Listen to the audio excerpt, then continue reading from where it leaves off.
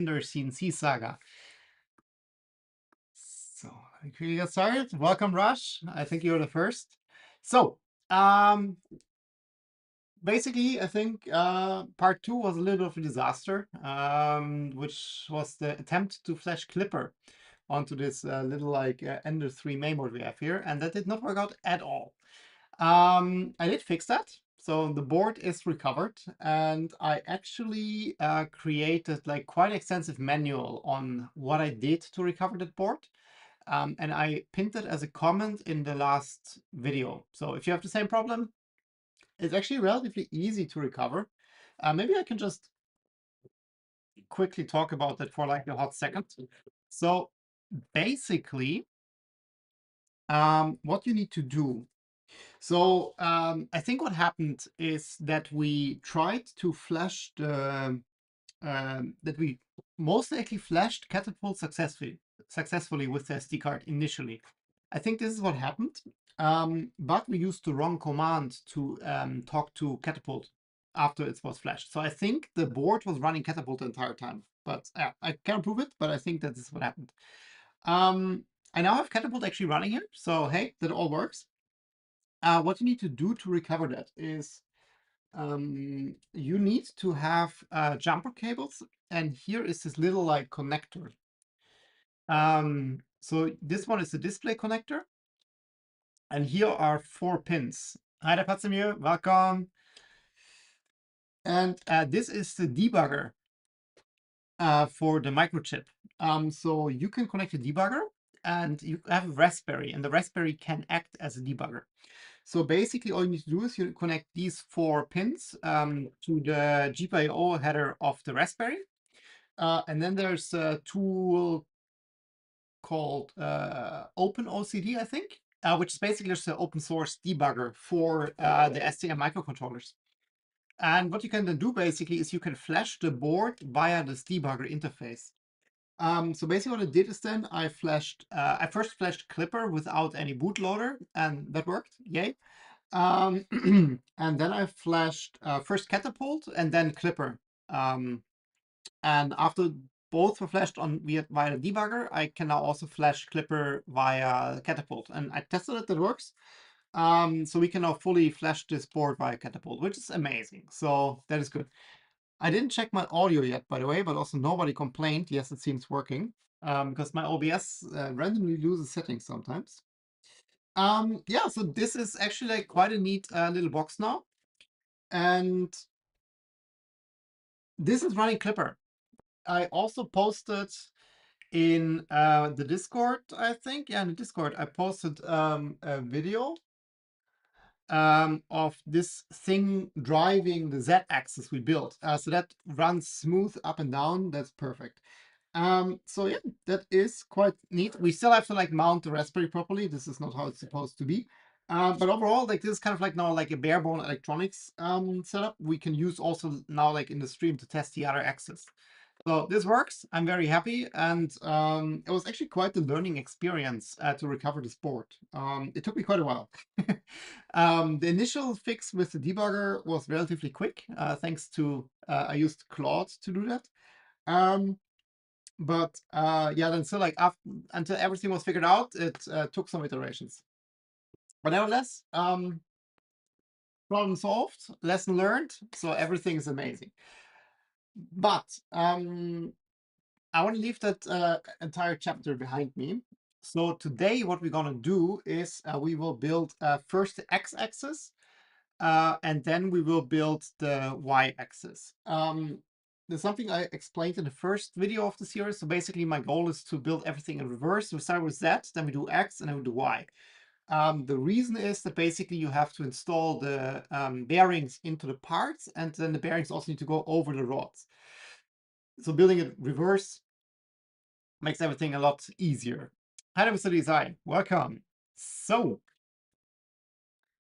then I would say let's just get started. I did not unpack this yet here. I'll just set everything onto my table and hope that would work out. Okay, cool. So just a reminder, this is what we have already. So this is the whole Z-axis assembly.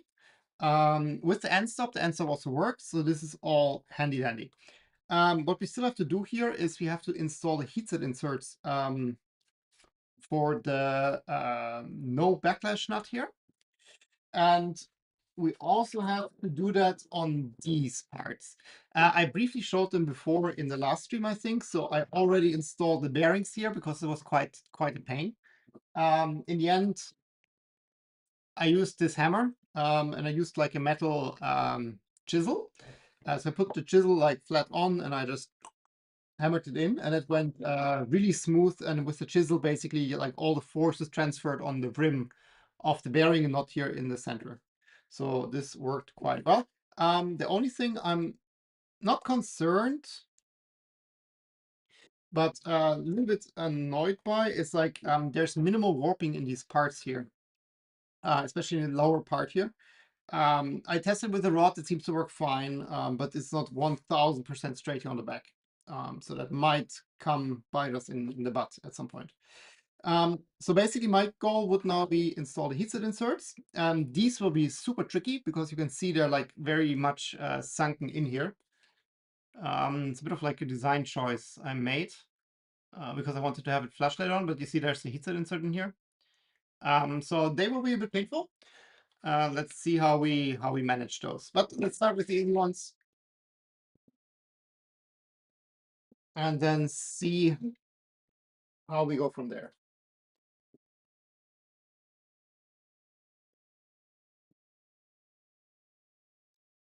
And I'm low-key running out of those. For today, it should be enough, and I already ordered new ones.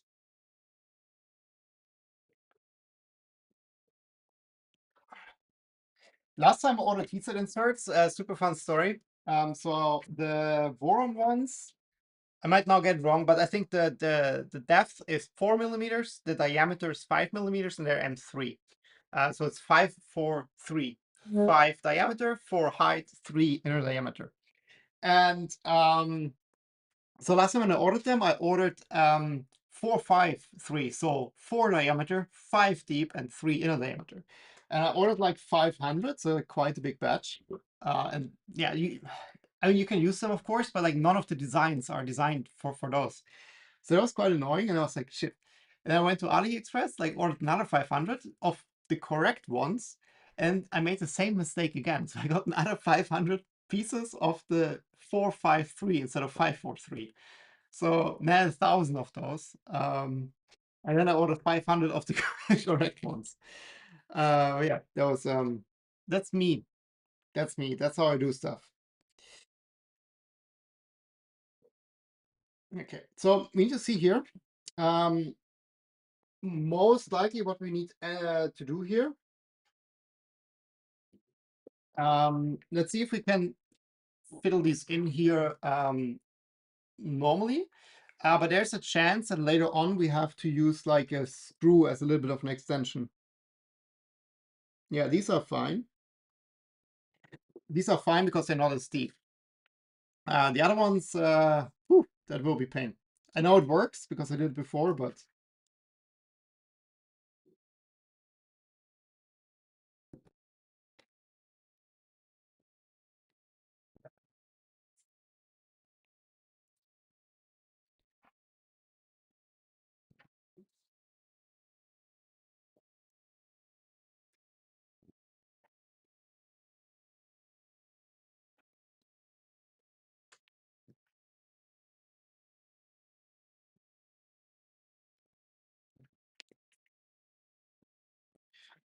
okay. Not the fun ones. So I think let's see if like an 8 is actually enough. So the things like the longer the screw is, the more problem you will have with the heat transfer.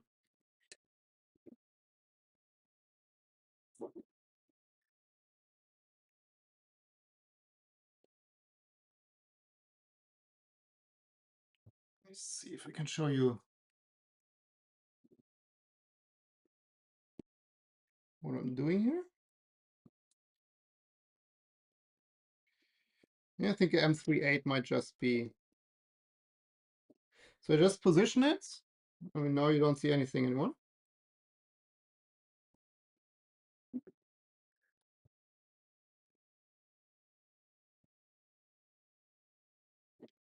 Let me see if I can show you from here. And this will be like a very slow process. So basically, you first have to like completely heat sink or like heat soak the screw. Can I focus on this?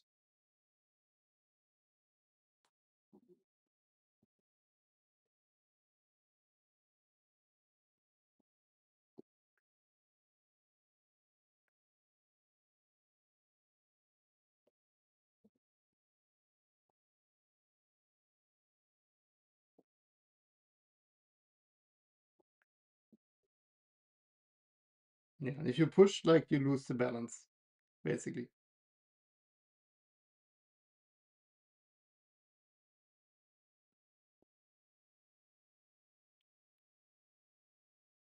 I think I mean, you see like it's very slowly going in.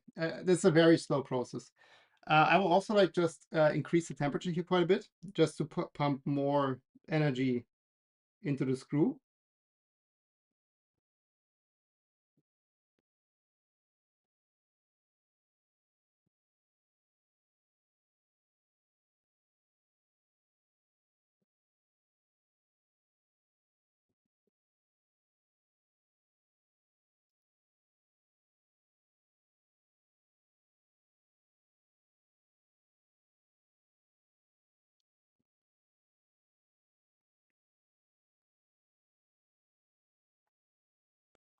Okay, so now it's in. I just have to make sure it's kind of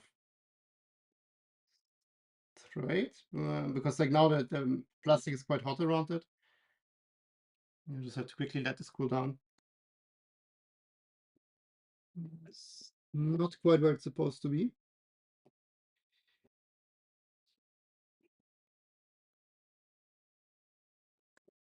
I pressed a little bit too much. So for the other one, more patient.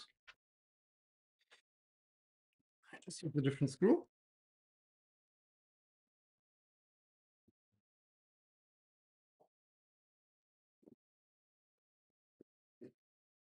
Last time I did that, it worked a lot better.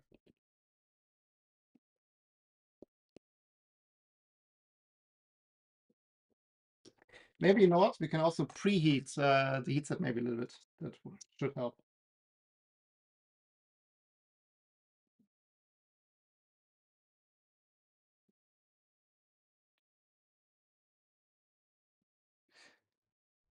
That's how your future designs will use some uncommon heatset inserts. Well, I actually planned on doing that for like I bought them 2 years ago or something. And every time I design something, I'm using the normal heatset size. And I'm like, yeah. Now actually when I made these like screw containers, like I threw them out because I never used them in like 2 years because it's just like annoying because it's like a non-standard size. Yeah. Preheating it with a uh, lighter helps a lot. So let's keep doing that.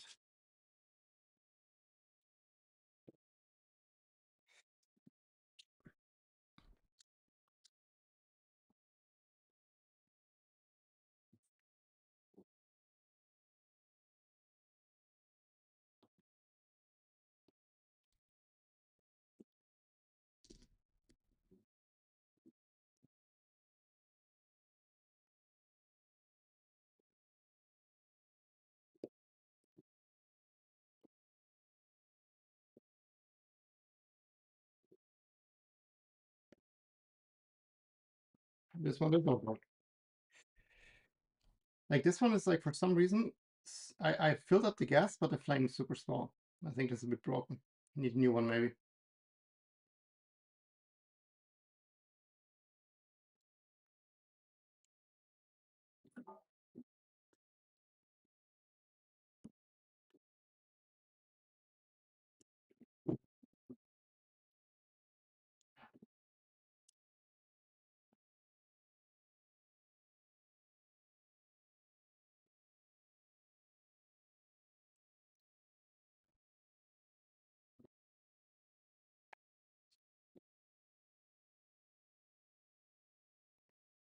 And what I'm doing here, like these no backlash nuts, basically, that's a modification I did. So this is like my own stupid design. Nobody to blame but me for this being so difficult.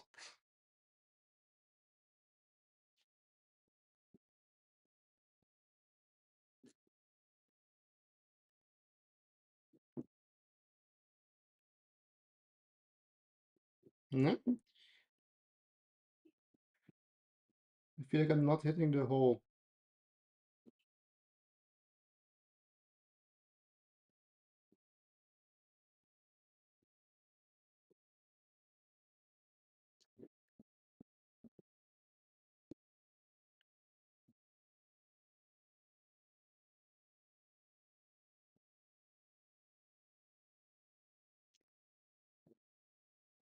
Okay, that's 4. This one is not 1000% the first one we did. I hope this is fine. I think it is.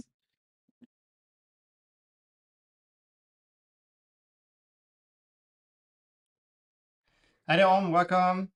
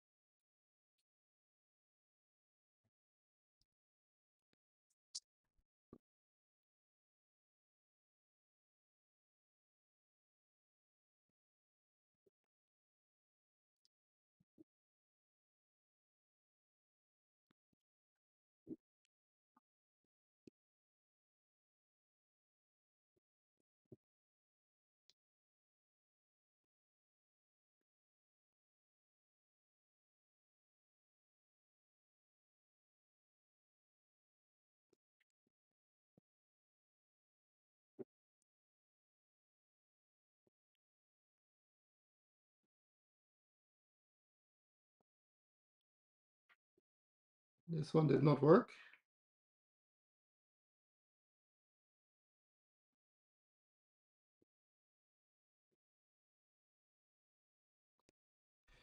It's not in.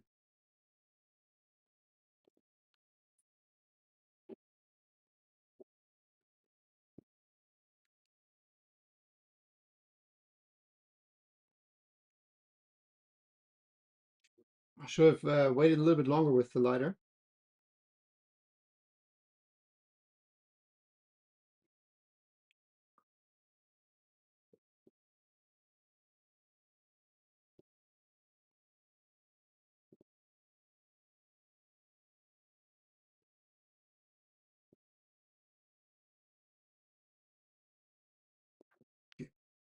That's good. 2 more.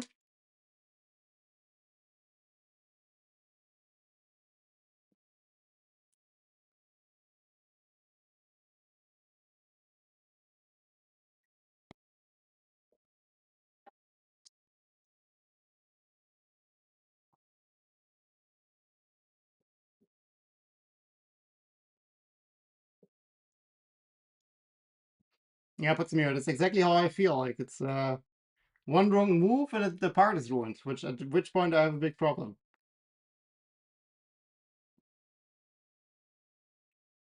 Well, we managed 6. We will get 2 more.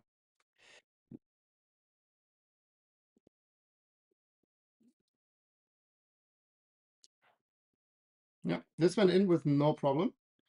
So it's really like you really have to heat it up good with the lighter.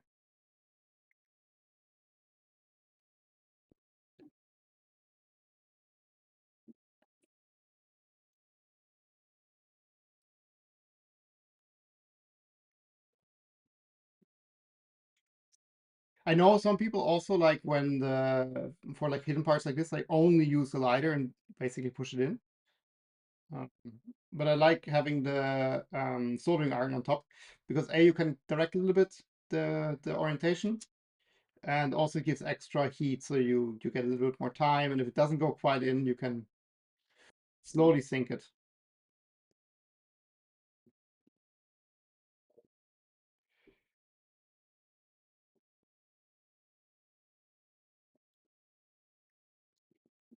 For these, it's just like the difficult part is just like hitting the hole.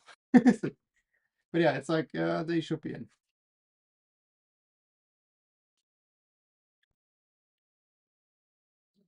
We managed.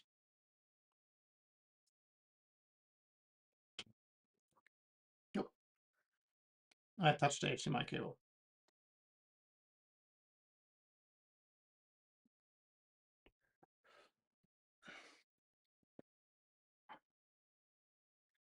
It happened before.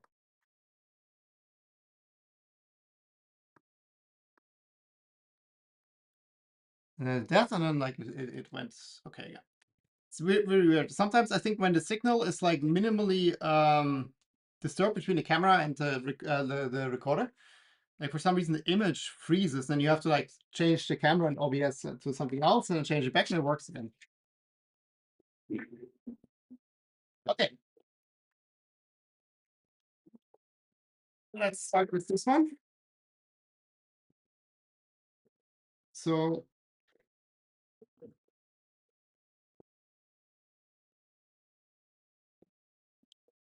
where are they hiding? So here we have two.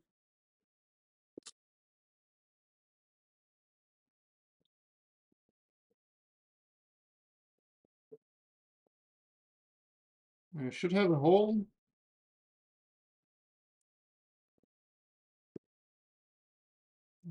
Three.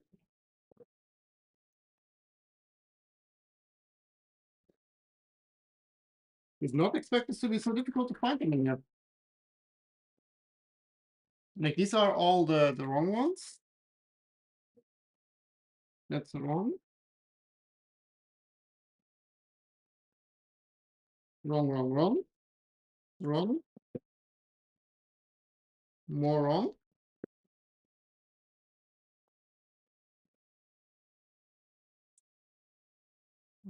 Okay, let's see if it's in the other box.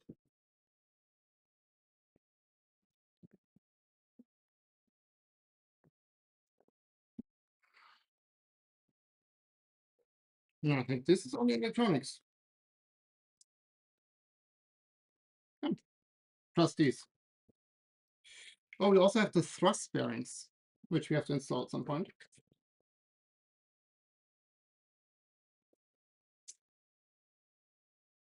Do we have enough? We need two for here. No, we need two more.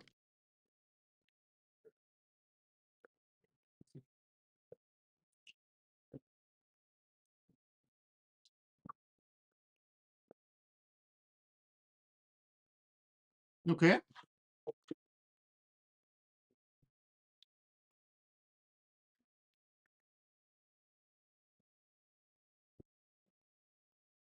Not sure where they're hiding.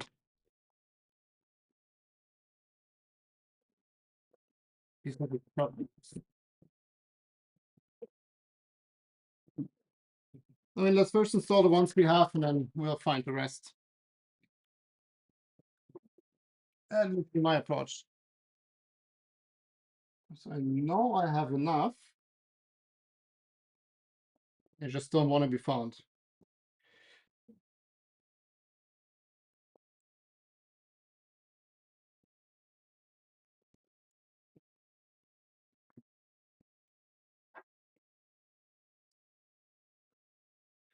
And I want to go in here, which is also interesting. So it worked here.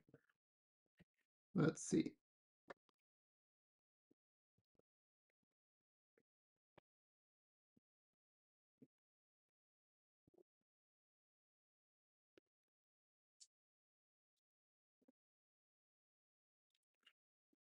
Let's see if we have a little bit of it.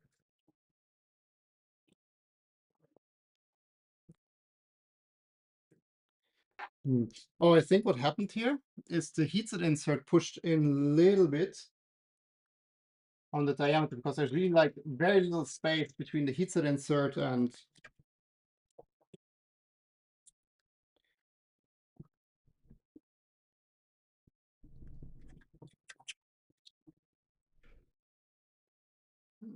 It should be, yeah, exactly. That's the problem.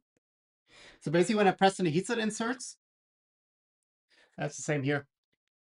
When I press on the heatset inserts, this wall here collapsed a little bit. So now basically it's not perfectly round anymore. And just like from the position of the screws, there's very little wiggle room there. You know what? Like if you would have the wrong heatset inserts with 4mm diameter, that would be perfect here.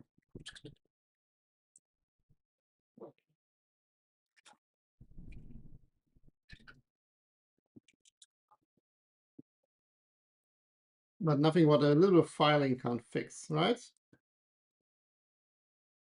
Yeah. So this one should be in.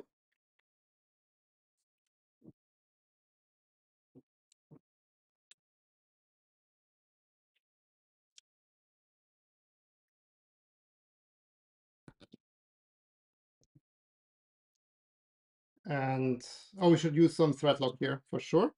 But then this one, let's use this as a fixed one. So basically how these like no backlash nuts work, it's like one side, it's just fixed. Completely just like torqued down. And for the other one, we need to adjust a little bit. Minus one screw.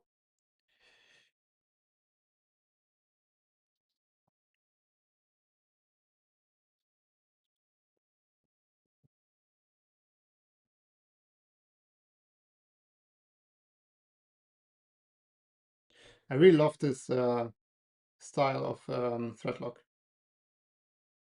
Just still didn't quite find the right technique to get like a little bit of thread lock.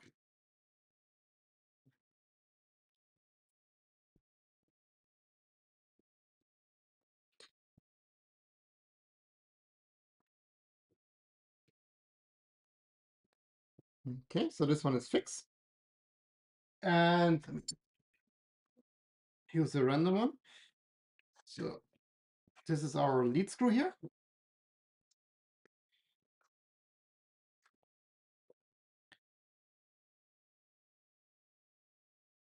And now basically we just a little bit awkward because the lead screw is, let me see. Let me do it the other way around.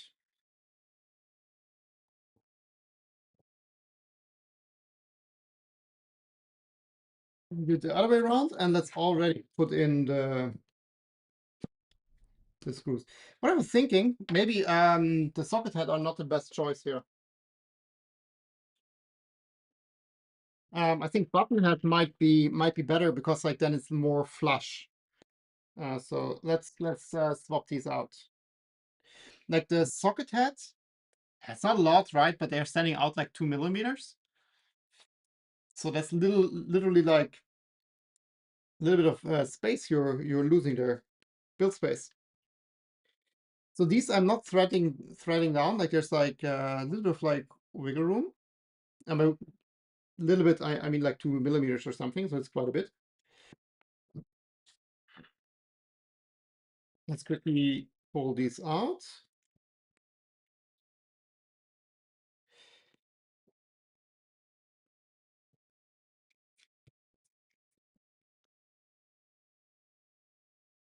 Oh, this is actually a 10. So this is wrong here anyways.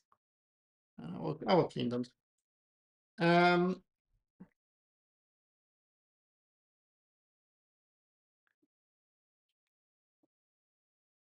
Hi there, RJ Rapoman. Welcome to the stream.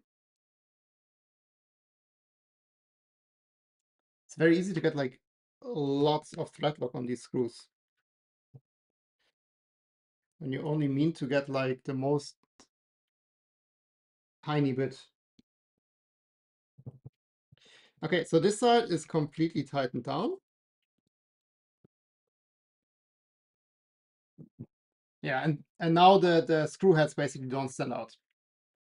Okay, this is the other side, and here there is like a gap between the screw head and the plate. So now we can just thread that in.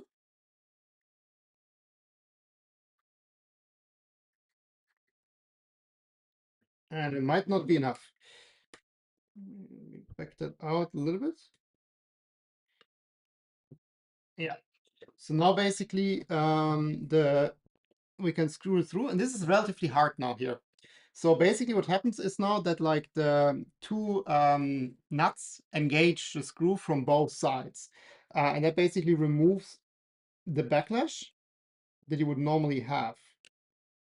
And now it's just like for us to like gradually adjust these screws. So that it's relatively easy to thread through.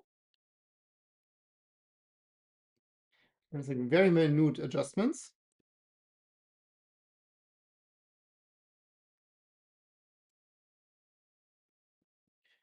So now basically there's no backlash, but it's I still can relatively easy thread that screw through the nuts. That's a little bit like what we were aiming for.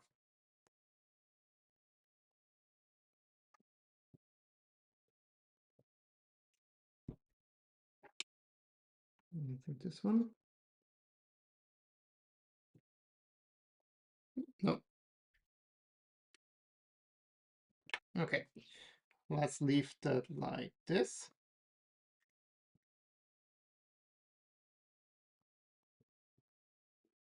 Okay, perfect.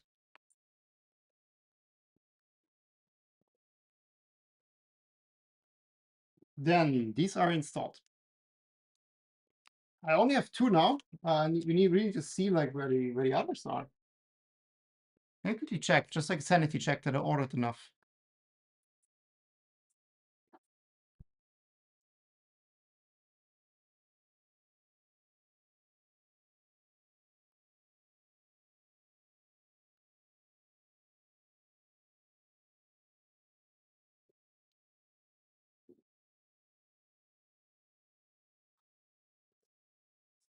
Let me quickly check.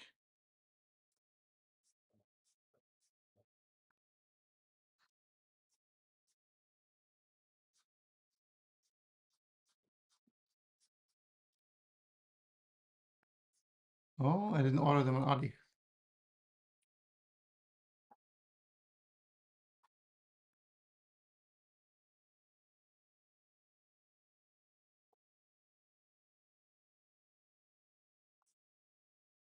Yeah, I ordered 4.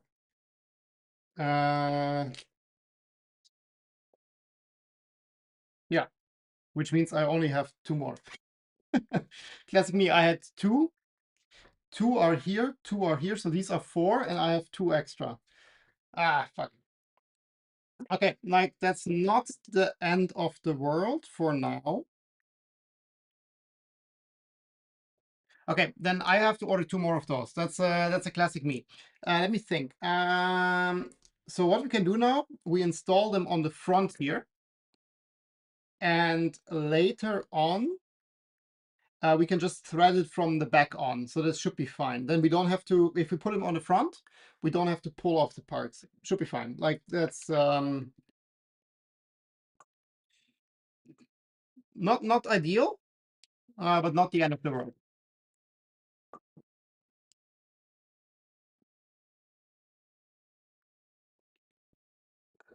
I think I forgot to count 1 axis or something like that.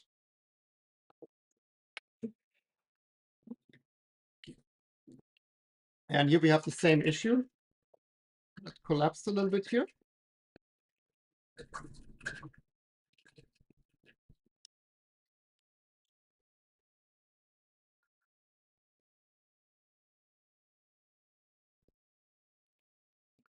Let's just make sure that we do this part already on both sides so that we later can just slip it in.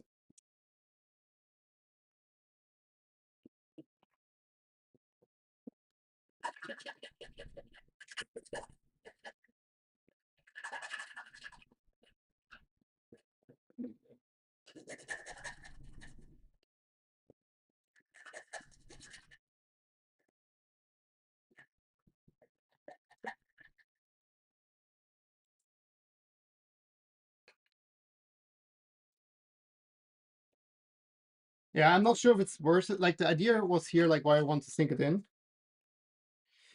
was that it just looks nicer. But I'm not sure if looks is worth the hassle here.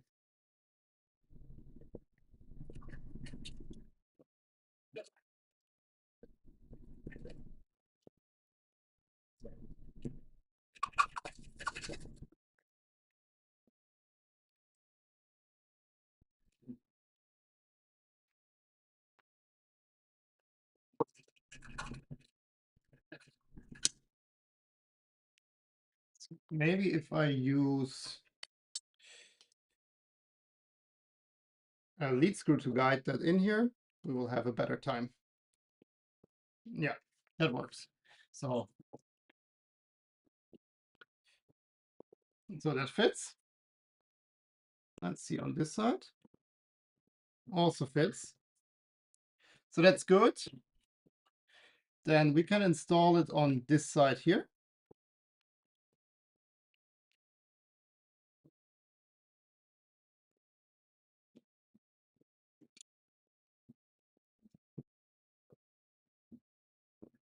And on the front, I will fully push it in. And here we can also use, so we have these like little parts here to cover it. Yeah, I think I should use button screws here. There's not too much space.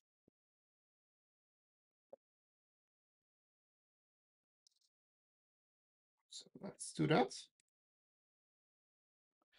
Didn't you have spares from the V0?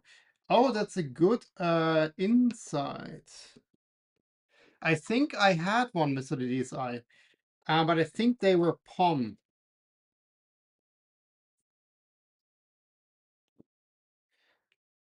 Let me check in a second.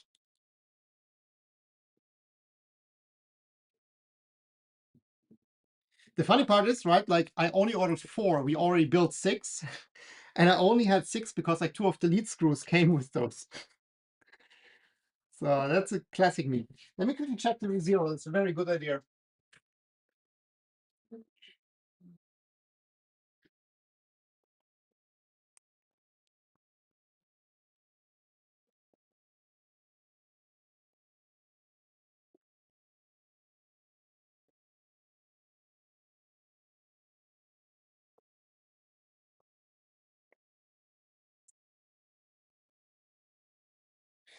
This is the anti-backlash nuts came with it.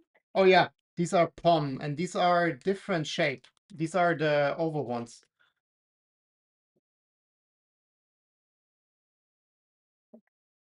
I mean, if push comes to shove, that also would work, right? That also would work.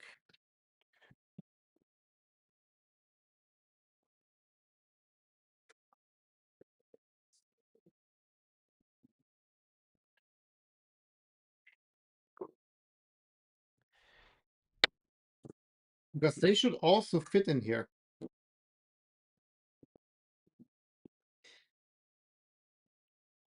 They just don't fit. What a shame. They're just too wide. Okay. Yeah, then let's stick with the plan I had. So we'll just install the front ones, which in this case we did now. Just double check that I tighten that down. Did I use thread lock for those? I did.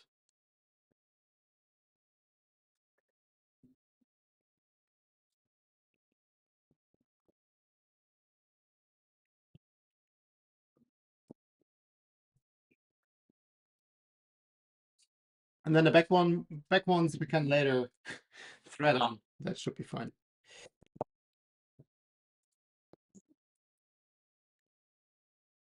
Yep.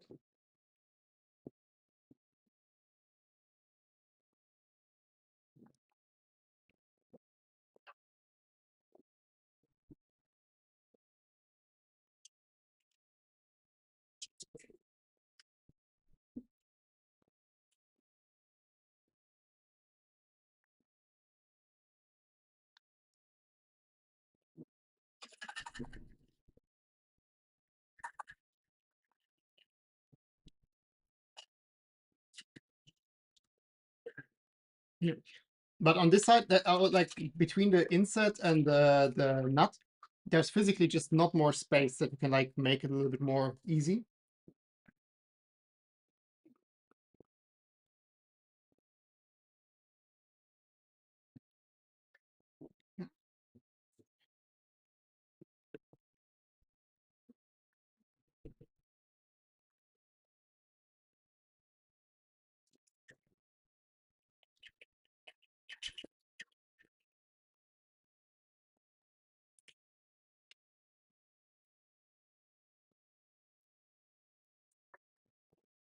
Nope. Not go in yet.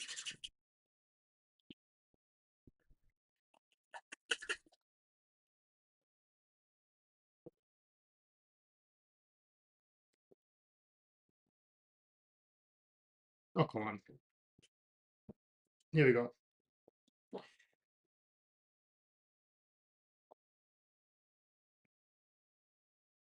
Hey there, Ravenkeeper. Welcome to the Disaster Show.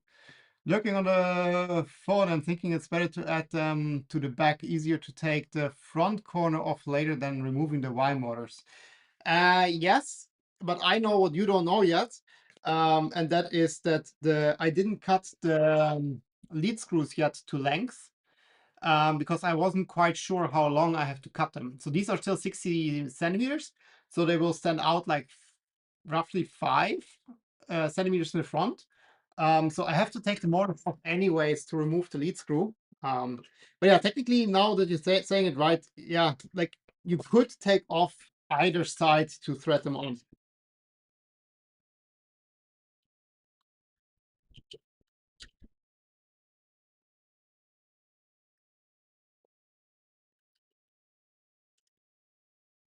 And I also got them from a local supplier, so by next week I have them anyways. Most likely we'll have them Monday already.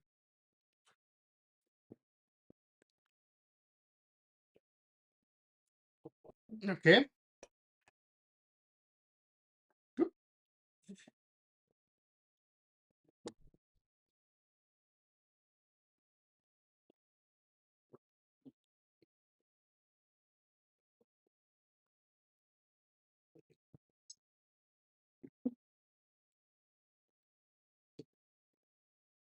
This is a tight fit,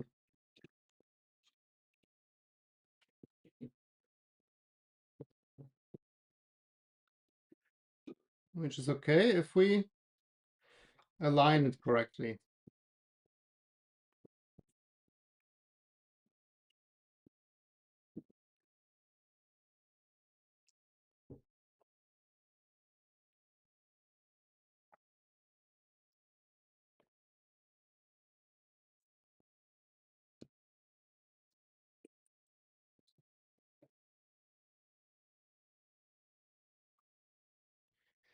Yeah. So, I mean, this no backlash nut design, I think works well. It's just a little of a hassle to install, and the screw doesn't go in.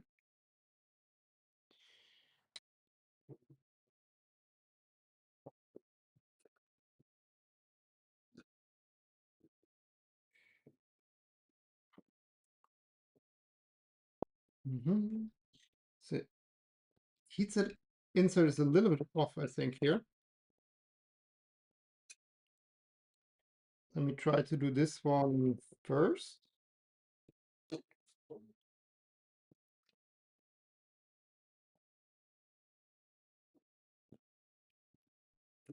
Okay, now it works. Let me just make sure we have some fresh Loctite here.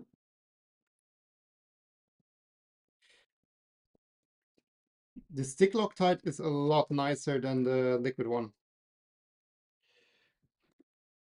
That's something I missed in my life.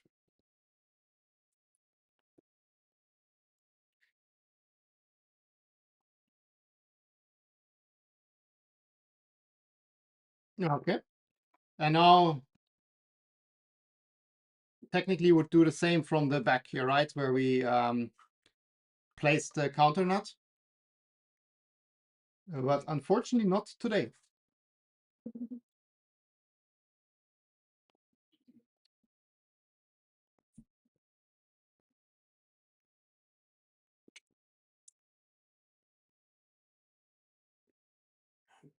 Let me quickly clean up a little bit here.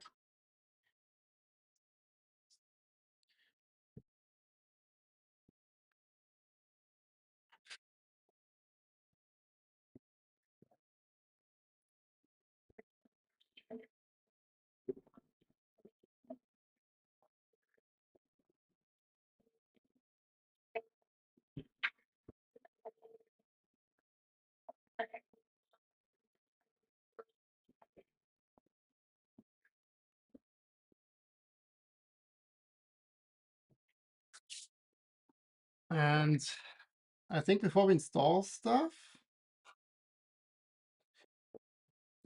let's also quickly put heatset inserts everywhere and install. I think on this one, I don't have to do anything. There's the bearing here that we need to install. That's in a second. And on this one, we have to do the switch.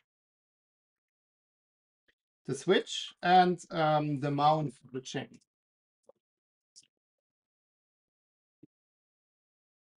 So we have this little part here that later mounts the chain.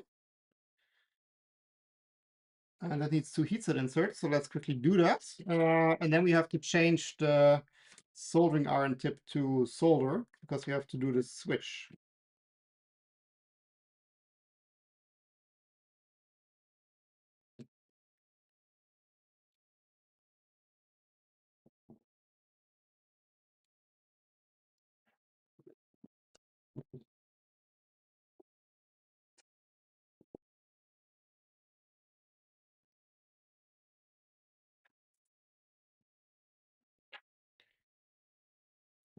Let me see what we need here. I think that's like,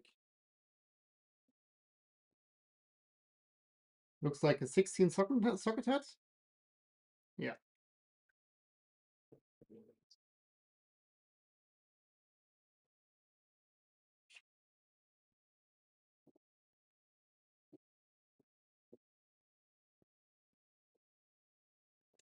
Actually, while we are at that, I just see right now, we do the same here.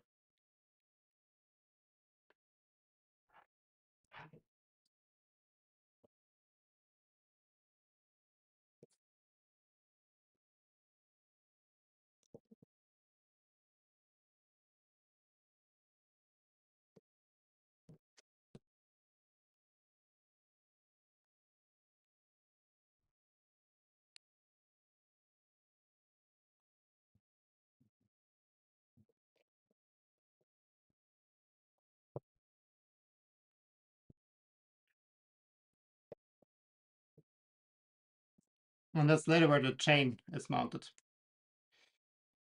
Okay, then here, that looks like we thread directly in.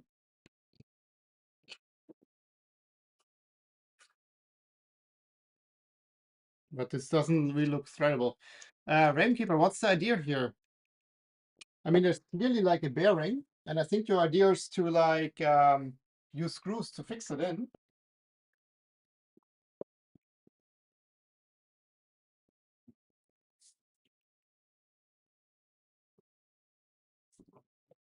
Same design as on the E3CNC. Yep, exactly. And I think like on that, it's quite okay. So there's the bearing. I know I would need two more. Do I also need the bearing here? No, only one side. But then a question,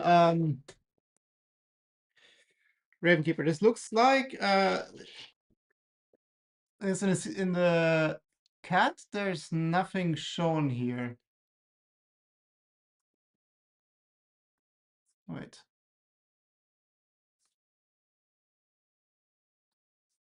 Oh yeah, there is something shown.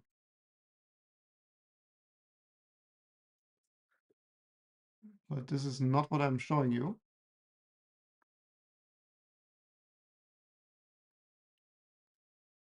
This is what I'm showing you. And there are like 1, 2, 3 of these button head screws, but for me, like the hole is too big. That does not button head screw.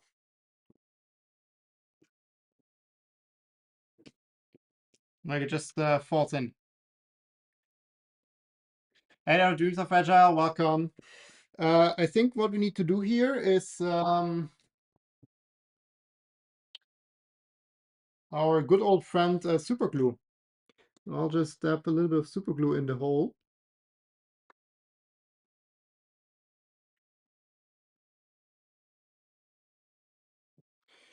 And then we are just securing the screw that way.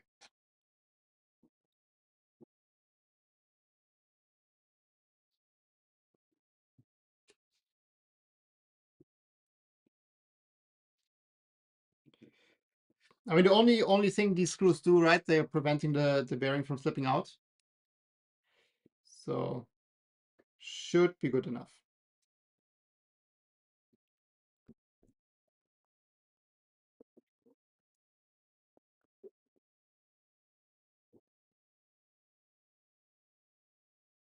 Let's let that just dry. And then here, let's do the switch first. So it's the same we did on Z already. Just checking. That fits if we press it in. And I recall we had like some cable left that we wanted to use for that.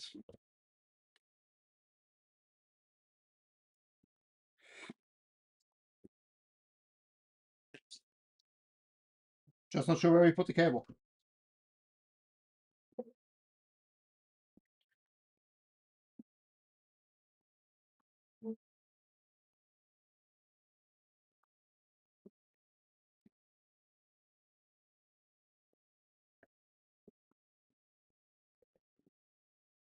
One of the situations where like I'm also like, oh, put it in a place that I don't forget.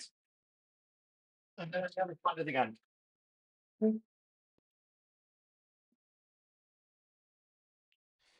Okay, so let me push that through here. There are two little holes on the back.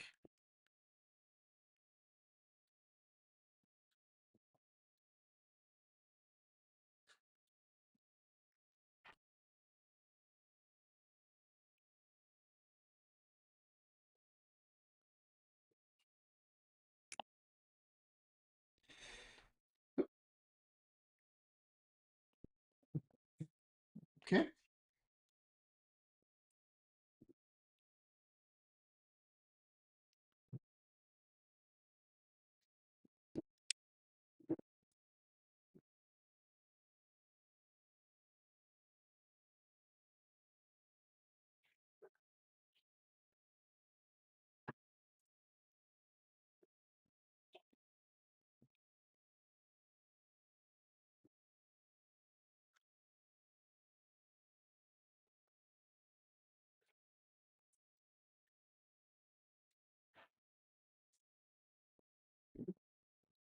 Just quickly solder that little switch here.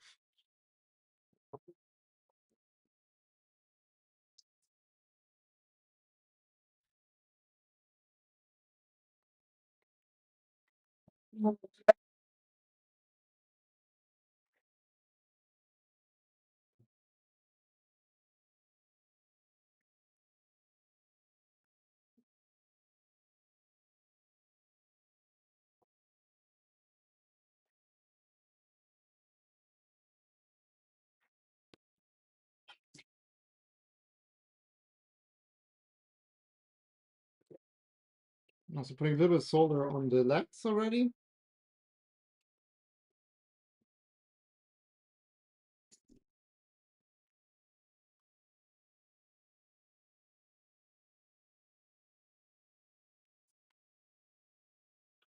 This looks good.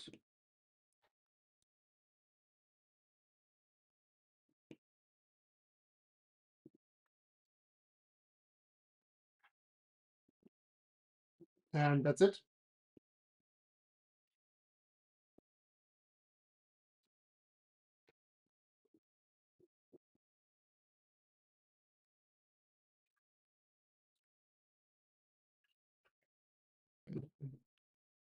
One tuck test, because I think it will be really difficult to get this switch out of here.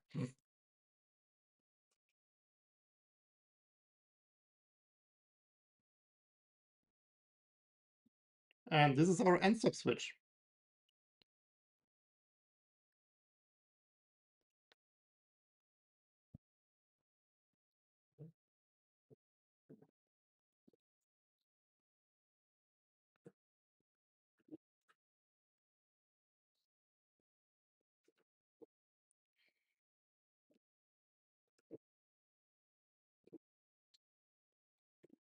Okay.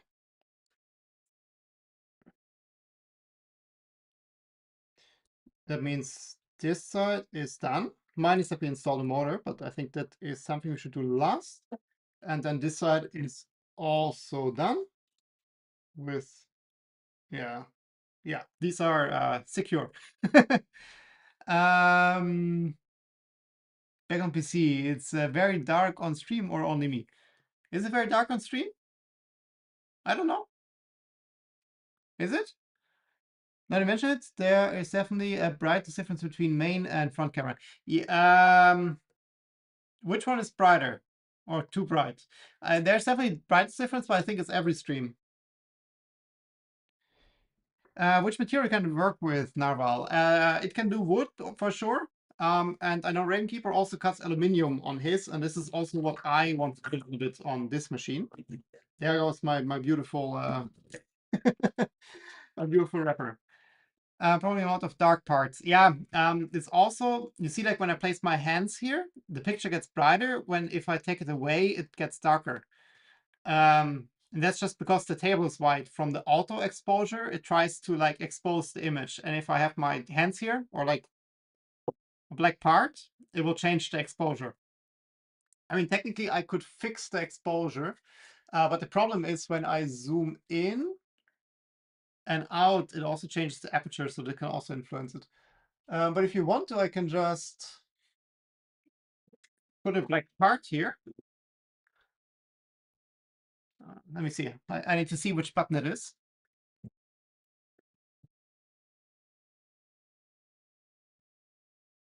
Is it this one? No.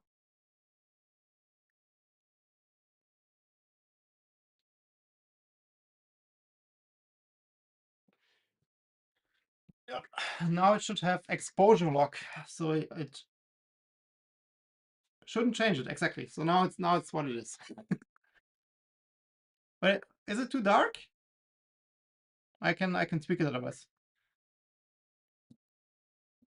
You think the phone cam is off? Oh, yeah, this one is off now.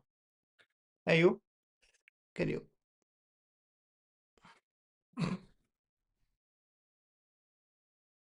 Yeah, it is what it is. So, I hope all exposure problems are solved.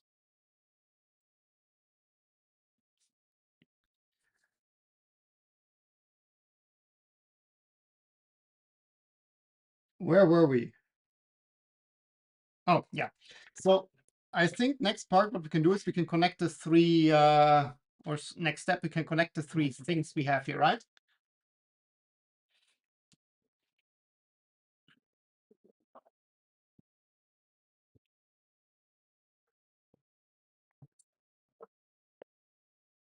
So I have three rods here, which I think step one would be to put them through here.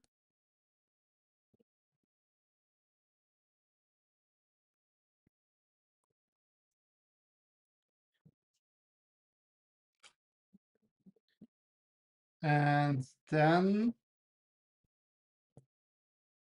this would go in like this.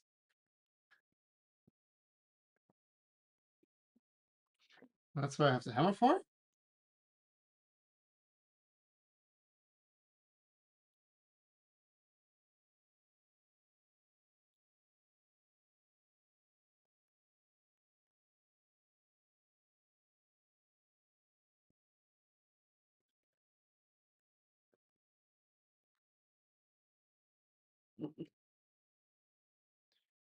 Is there anything bad happening if I connect it now? Because I think we can access everything.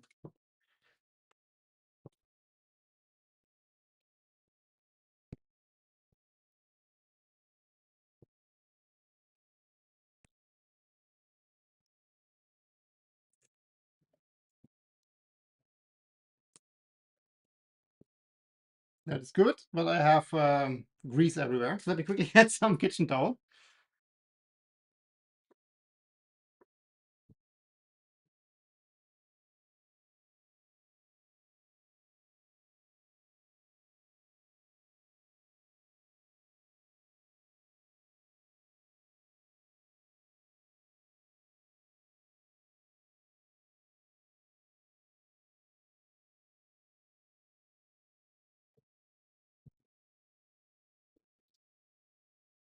All right, so I have grease everywhere.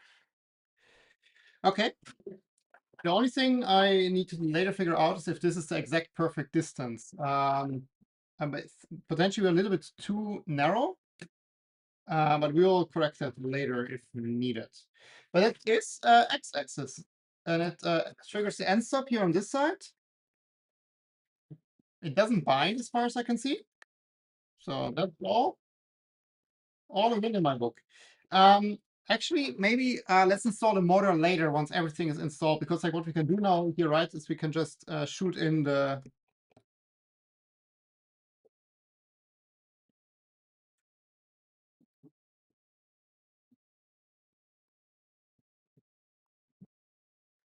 Is that the right one? I think that's the right one.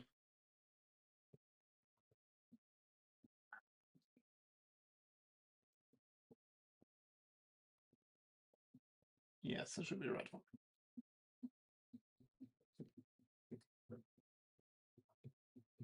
All greasy. Ah, love it.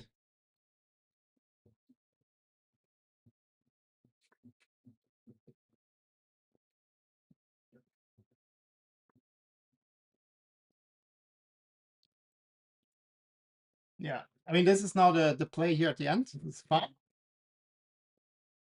And later we can attach the motor here on this side and put it in. So this is fine. Oh, but I forgot there's two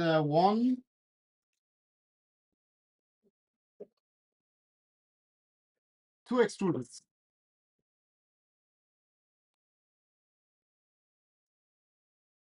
It should be these two. But one of them had a little bit of an oopsie. So I basically, these are from the Ender 3 Max, right? And I had to tap them, and I tapped them all fine. But for some reason on this extrusion, the tapped a hole that was like it didn't have a thread. It was just a 5 mm hole basically. So I retapped that as M6, which worked. But we need to see if we can use it and how we can use it. So let's do this one first. And I think I will just install it here with the holes on this side up. So this is the M5 one. So let's start with this one. Oh, maybe we should have done that before. Ha! That would have given us the perfect distance.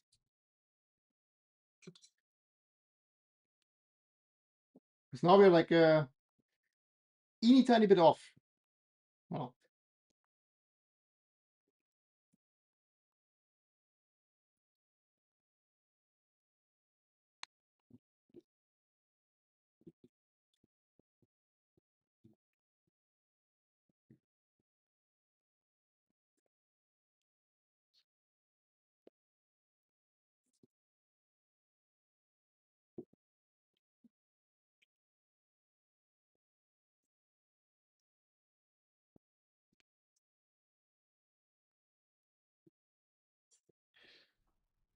I think now which orientation. Yeah, I want a nice face to the front. Let me see if we can do a little bit more.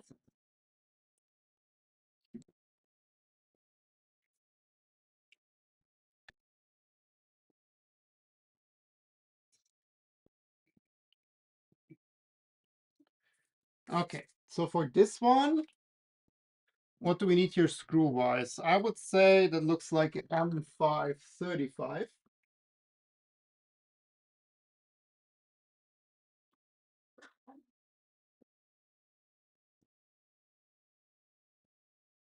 That looks like an M535. This is the M6, this is the M5, and we want to have the nice side facing forward.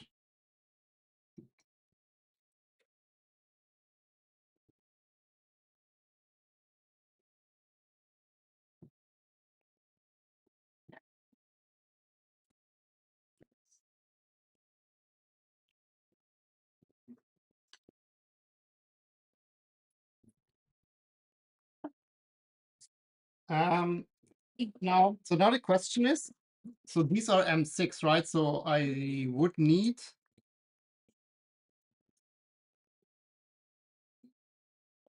I would need yeah. Yep. There's a tiny bit of M5 tab left in these.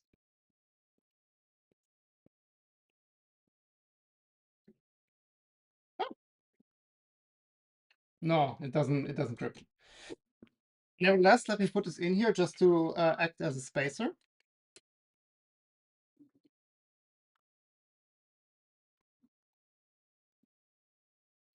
And this is, by the way, a little bit, it's the Raven special version of the Rodmod mod. So usually you only have one on top, and Ravenkeeper modified these parts to have two. And I like that because I had not enough extrusion.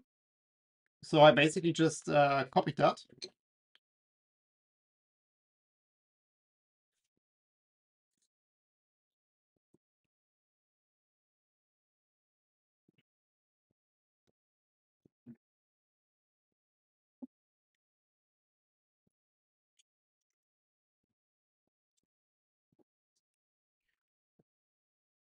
I wonder if I should, yeah, let's use a little bit of thread lock here. Just for good measure.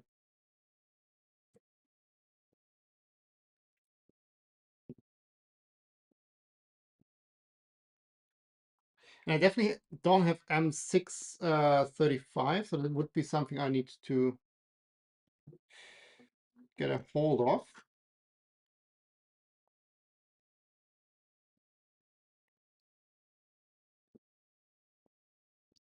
I have all M3, M4, and M5 screws that you can possibly have, but I don't have. Oh, wait. I said I wanted to have the holes facing upwards. Now I have them face to the front.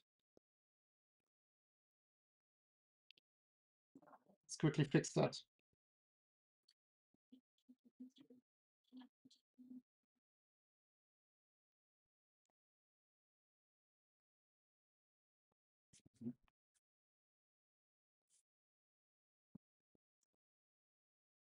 This is the orientation I wanted. This. It's like with these Ender reused extrusions, like I feel like you have to kind of put the ugly side to the bottom as much as possible.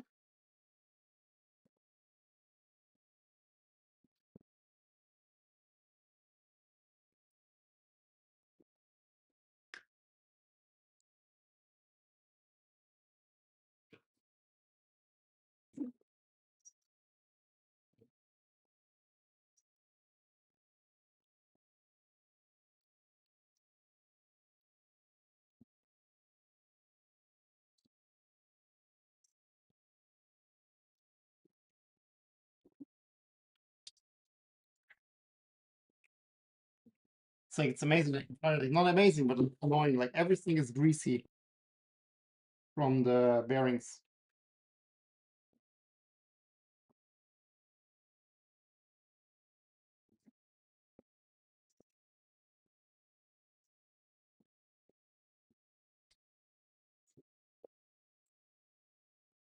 But just out of curiosity, because my assessment was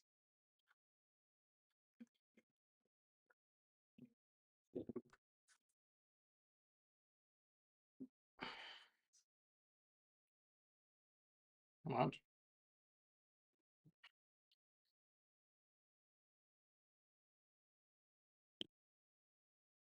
these are the only M6 screws I actually have. Oh yeah, and the head is a tiny bit too wide. Then I think what we need to do here is like I just get a different extrusion, to be honest. Or I can also see if I just add glue here, because like this is not like a super essential extrusion. So I think I would also be fine with gluing these screws in place.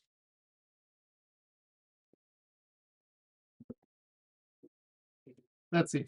But for now, we can just remove it.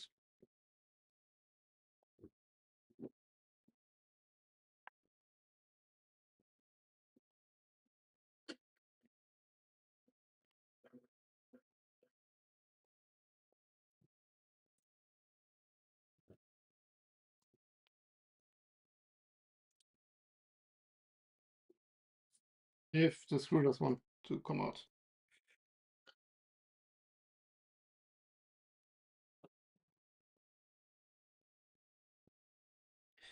Yeah, very annoying. Like the tab. That's like what you get for using cheap AliExpress tab. Because I didn't have a M5 tab, I only have like a nice M6 tab and M3 tab. And I had this like at some point I bought this like cheap AliExpress M5 tab for I don't know why, just to have it or something. And yeah, that's what you get for using cheap tools. Cool. Then this is okay. Let me think. I don't think we have to install anything else on this part, which means I would move on to the base frame. Let me quickly make a little bit of space here.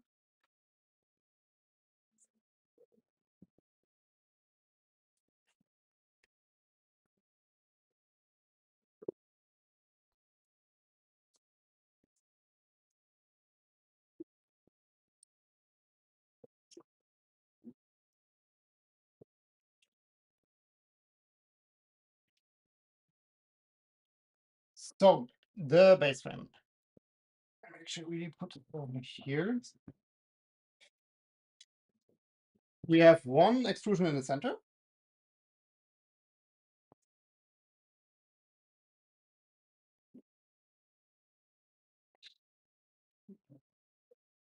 We have one in the front. Which is not this one, it's this one. And we have one in the back. And we have two left and right. So this is kind of like the base frame. And then we have these corners here to corner that together. And yeah, this one, I actually added this cutout myself, which was not a lot of work, but a bit of work, because at some point I planned on putting the electronics in the bottom here, but this is not going to happen. But what we could do, but then it's a little bit too short, maybe. No, it's also not nice. So like these have these cutouts from the ender frame. So I think I will place them like this, like vertical. And then we can add like a little bit of like printed filler here, fill these gaps. Maybe this is a nice orientation. And then these are pretty okay. There's some like holes here. Let's put them to the back. And then for this one, I have a couple of these corner brackets here. So this is how it will come together.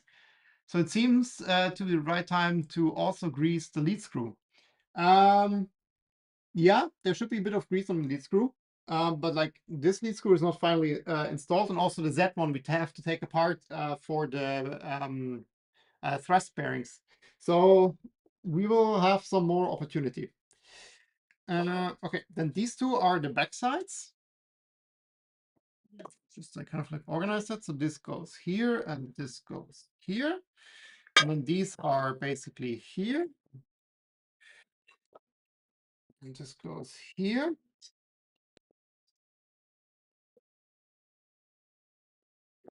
And then this one goes here and this one goes here. So this is kind of how this comes together. And then this one we add at the end.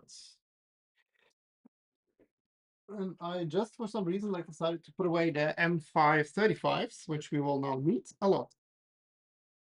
So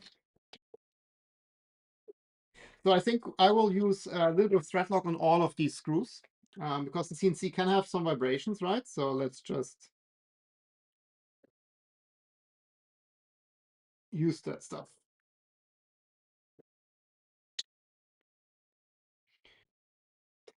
And actually, let's use that after we put the screws through. So let me just do this.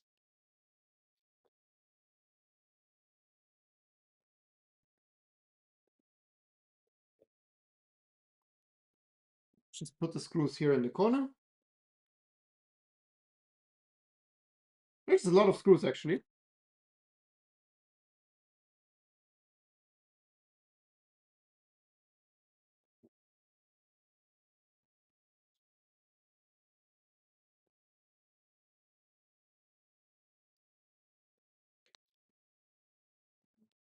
And then for here, I'm not sure what we need, to be honest.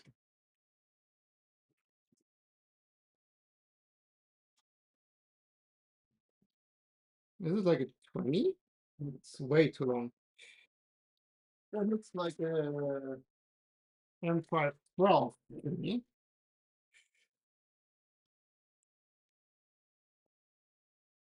No, 12 is too short, and it's a 16. And we could just check the cuts, which let me do that.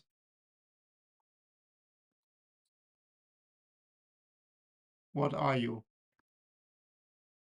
16. We actually don't have too many of. We need 6 here, 6 there. That might be pretty much all of them I have. But these we can add later.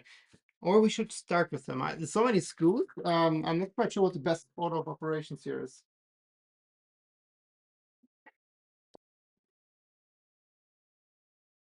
So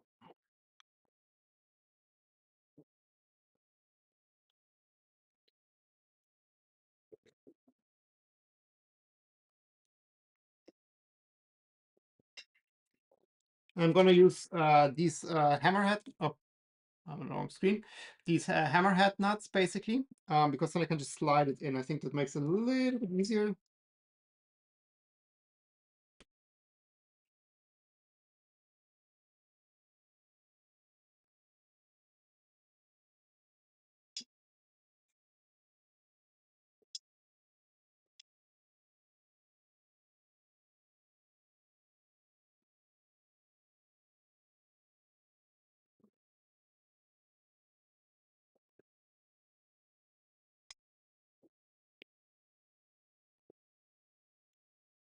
No, I didn't use thread lock now for these.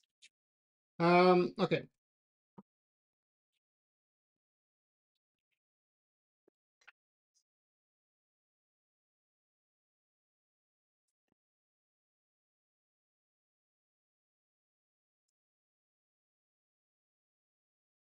The reasons why I want to have thread lock on the airflow is like because the channel here for the screws is quite long, so I feel like I smeared in all the thread lock just on the plastic part.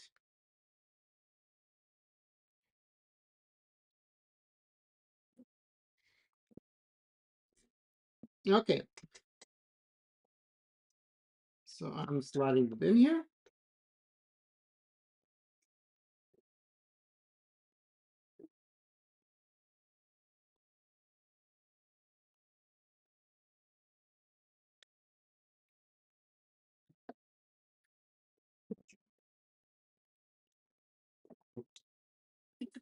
Okay, that means all screws are in here.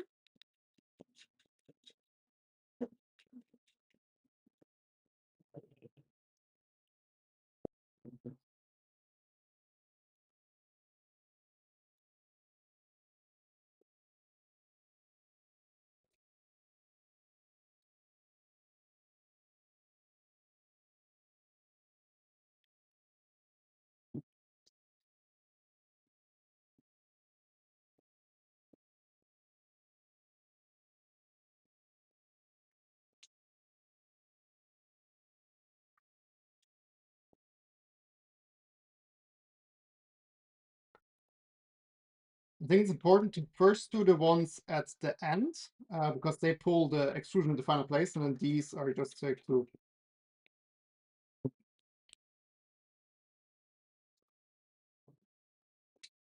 fix it in place.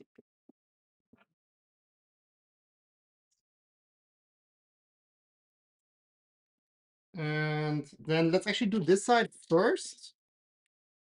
And let's do the order a little bit smarter.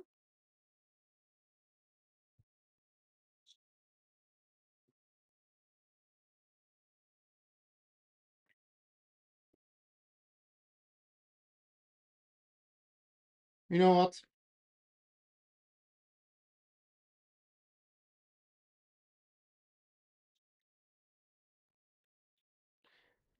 Thread lock for everyone. Just a bit. Doesn't hurt.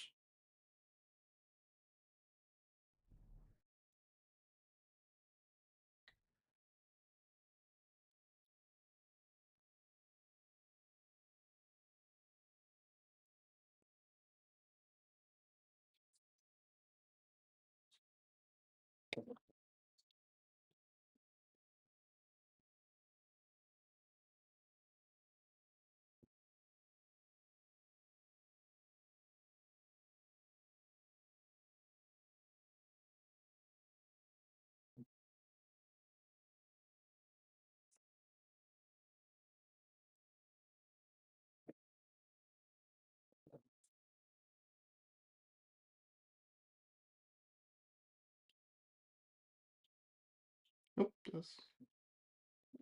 that was way too much.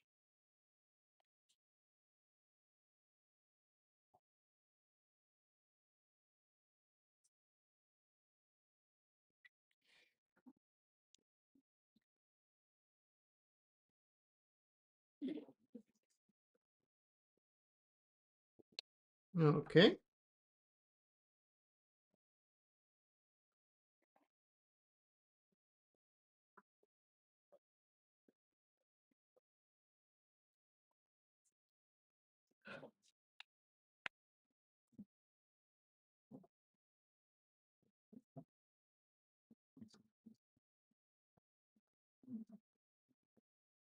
Sometimes I wish I had one of these automatic screwdrivers.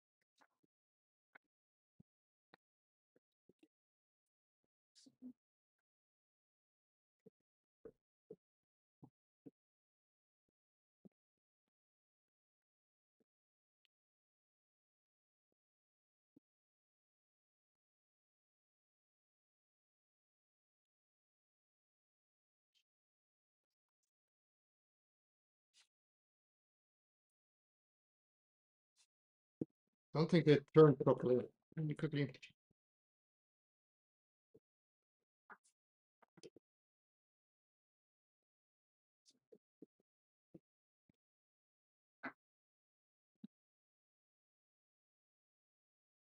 Yeah, no, it's better. Okay.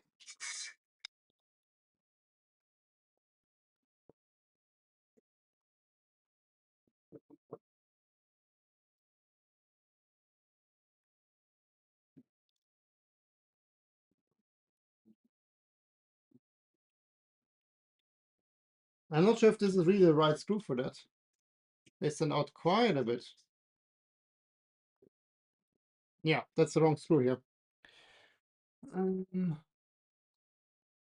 What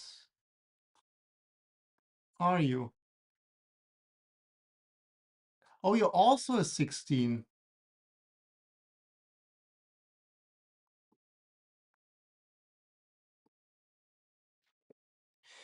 They're also 16s.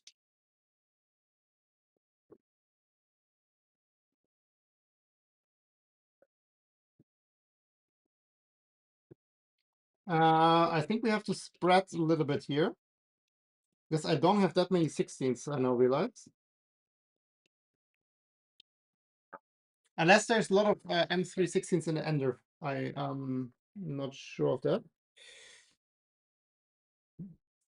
Because I'm not using the ender hardware right away, right now. But then let me use 20s here. I think that should be fine with 20s. Yeah, that definitely works. And let me use 20s on these. And we use 16s.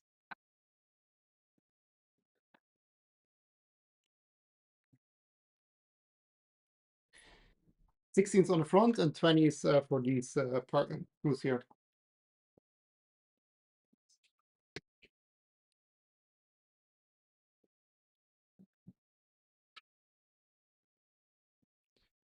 I was hoping I would get rid of a couple of my M5 35s because I have so many of them.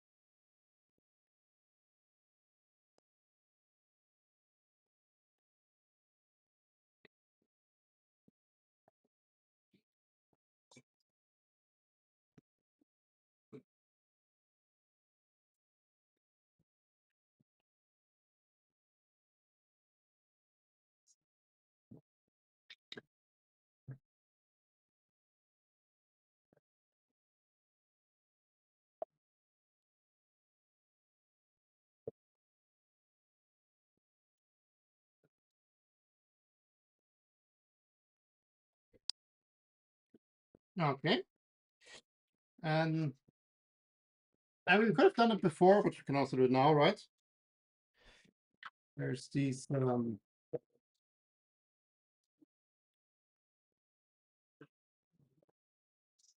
bearings here.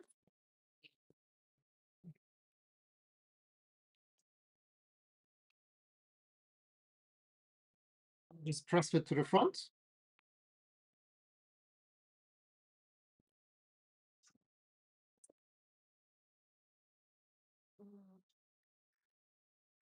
Looks very professional already.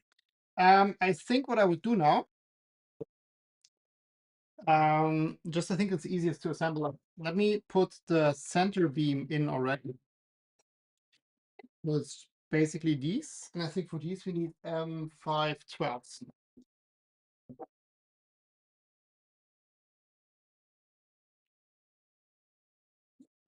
But not.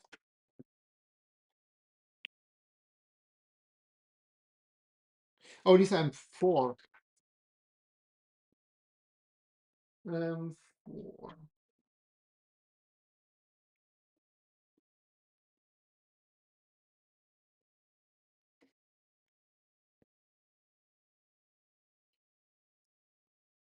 See? Yeah, M4.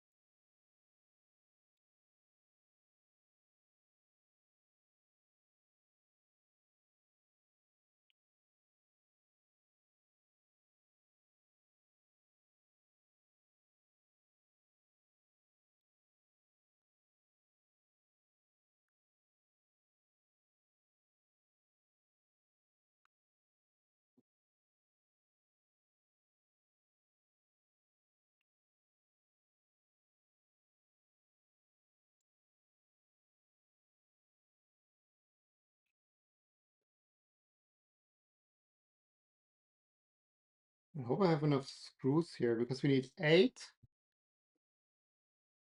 32 screws. I'm not sure if I have enough of those. You know what? Let's only do because this is not like a very essential connection here. Let's just do only 2 over cross here for each of them.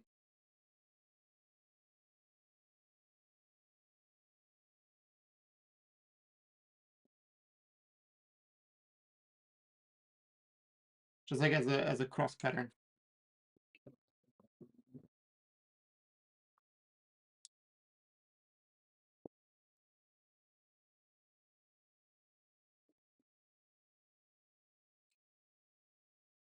Because these are really only to hold this middle beam. Technically, I wouldn't need this middle beam, to be honest. It's not part of the main design. It's just like I have the extrusion. Let's just make use of it. And originally, as I mentioned, I wanted to have the electronics there.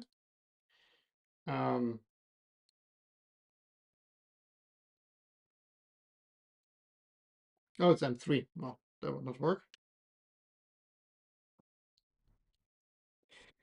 And then basically I want the middle beam to mount stuff. So I already cut it to size and everything. So let's just put it in.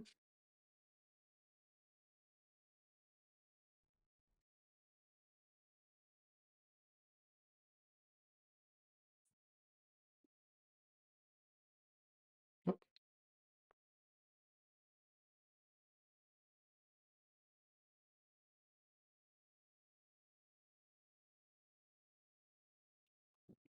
Okay.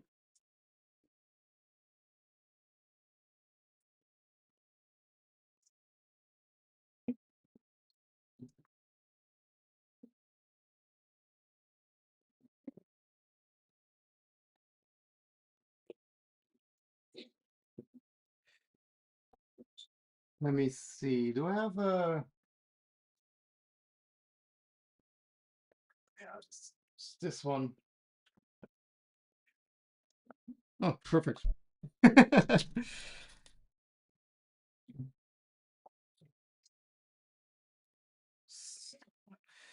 This should go pretty much here.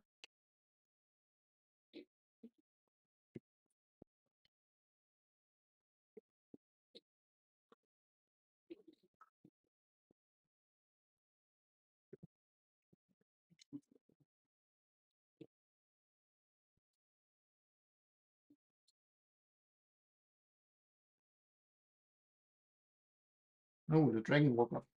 Hey there.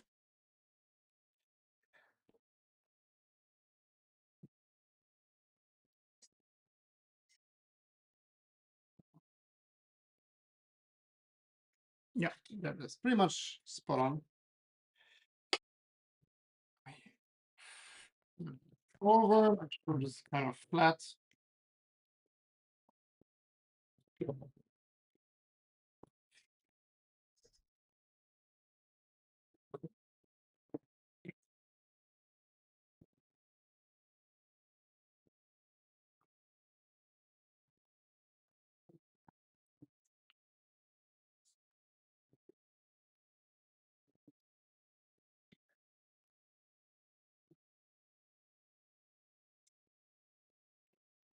This is a bit tight.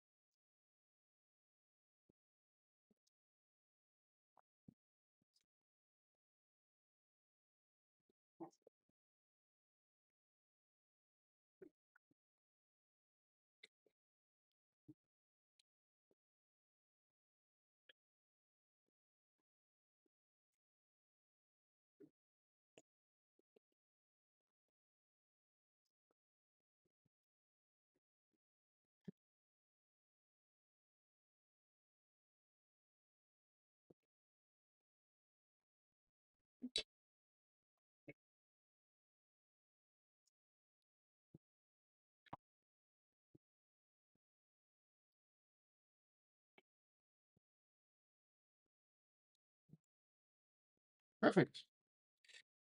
Now we just have to repeat it on the other side as well.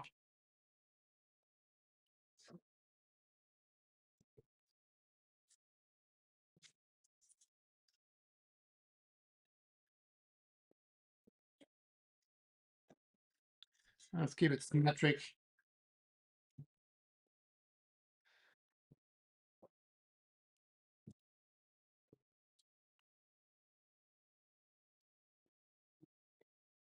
I mean, seems like it fits. Let's do this one last again. So that means we need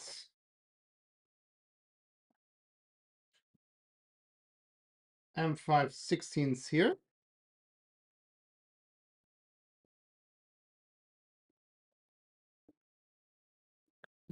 Right here.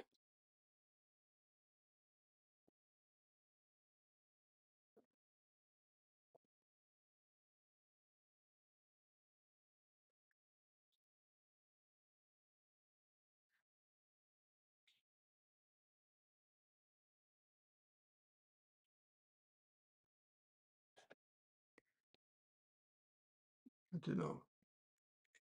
So many of my little boxes now here.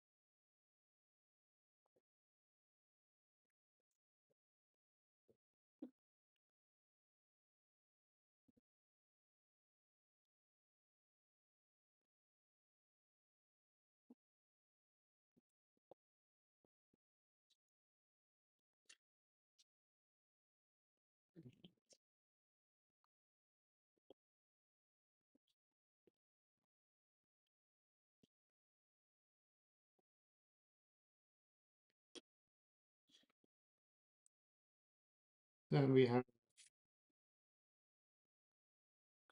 no, here it's 35 for sure.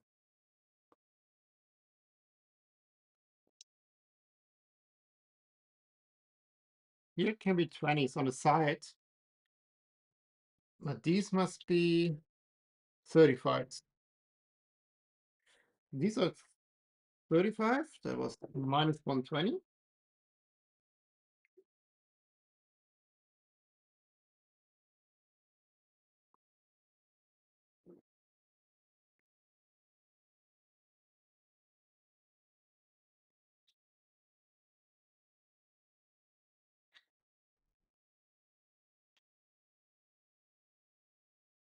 Okay,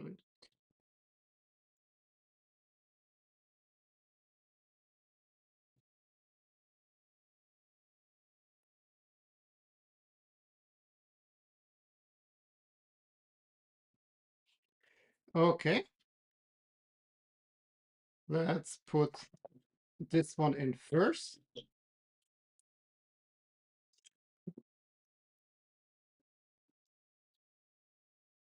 Yeah,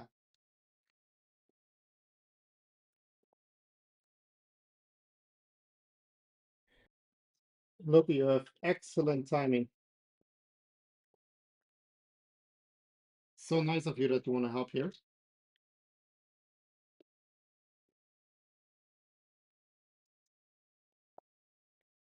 Oh, you want to jump up on your spot? Now I'm blocking everything here.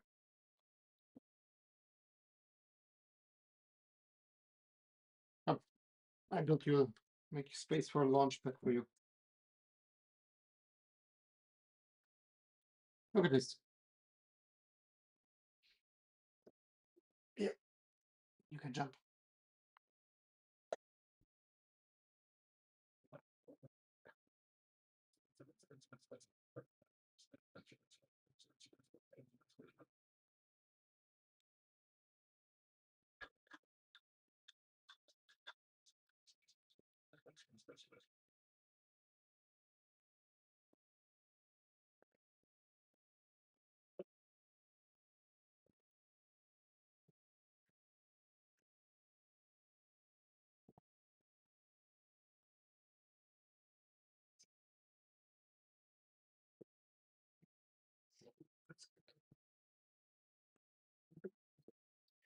Oh no, I think here I need 16s.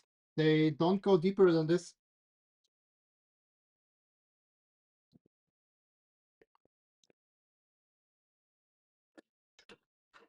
No, I can't be. They barely get out on the other side. Oh no, I see now the problem. Crap. They're not tapped here. They are missing taps.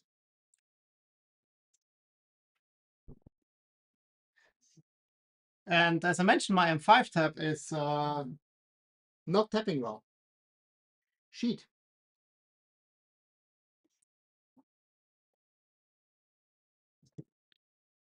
Okay, then we cannot do these two screws here. And we can kind of like, let me get the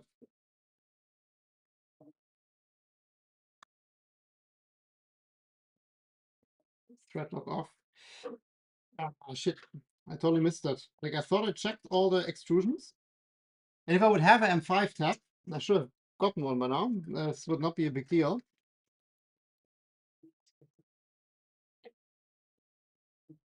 But this will not stop us, I think. We can just continue. Because all we need to do to later remove that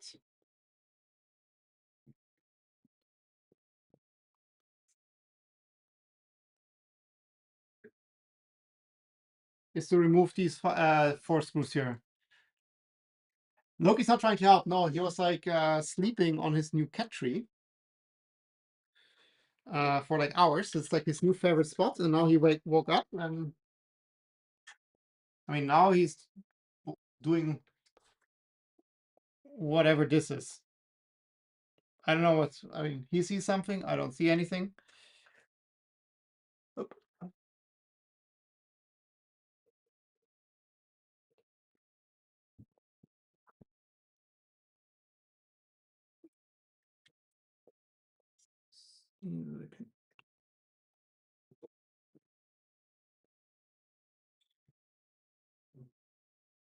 Okay, so we said 35 from the side or 20s? No, from the side we said 20.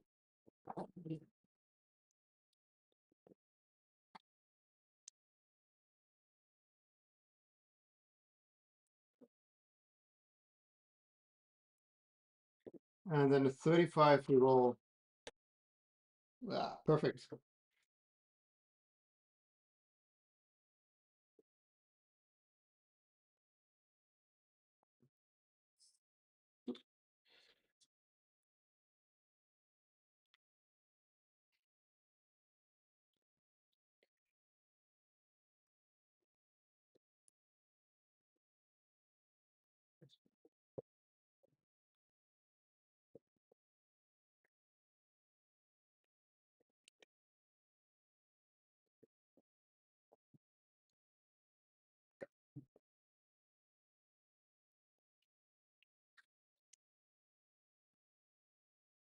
I'm not really seeing what I'm doing here.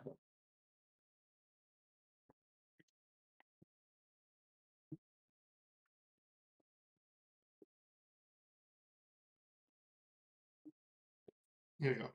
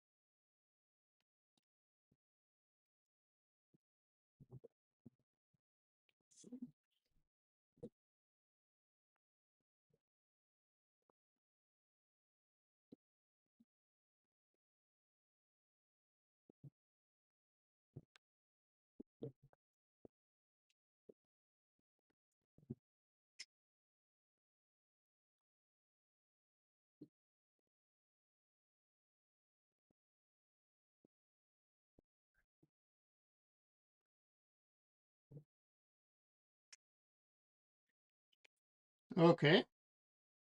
Let's connect the center section here.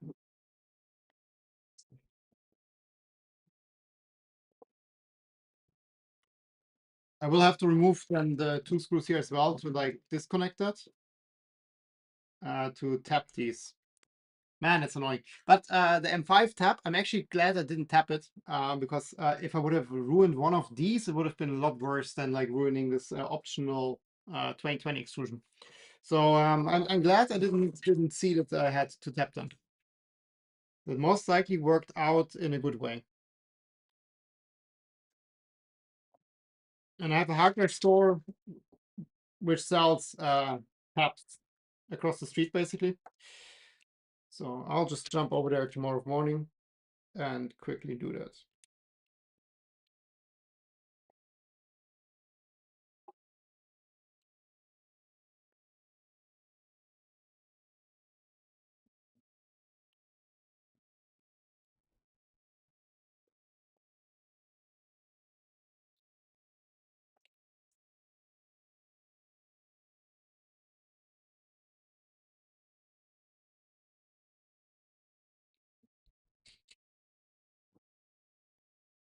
Oh, this was the wrong hole.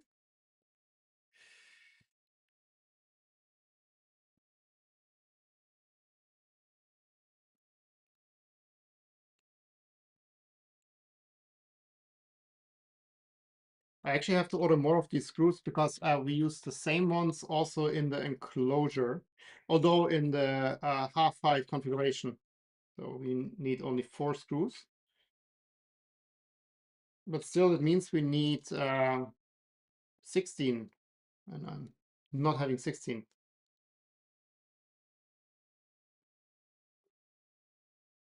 Not sure if that was the smartest move, Cat.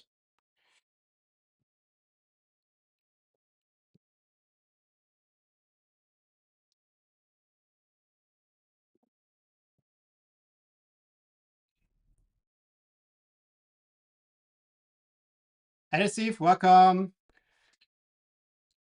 Then take it all apart to get those rods and x-axis in. Well, you missed the part where I said I cannot connect these two.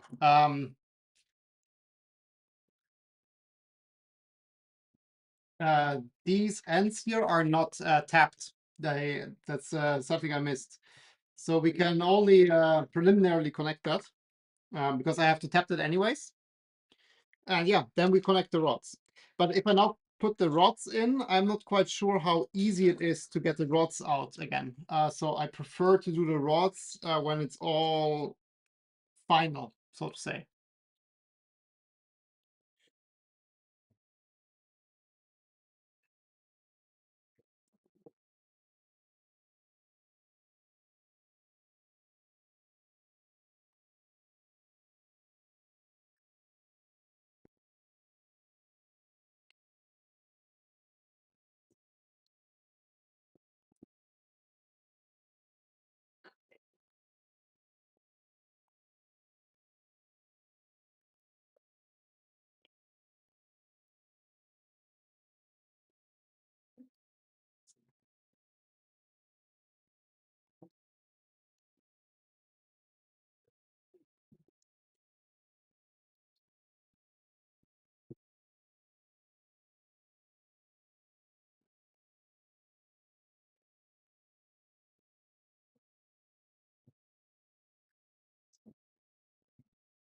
These I will not even tie attention because then, yeah.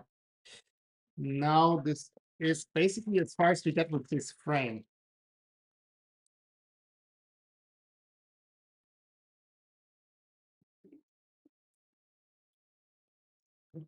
I mean, you get a good idea how big this machine will be, right? So basically the spoil board will basically fill this whole area here. It will be quite a big machine in retrospect, because like now, basically, this is the frontier, right? Uh,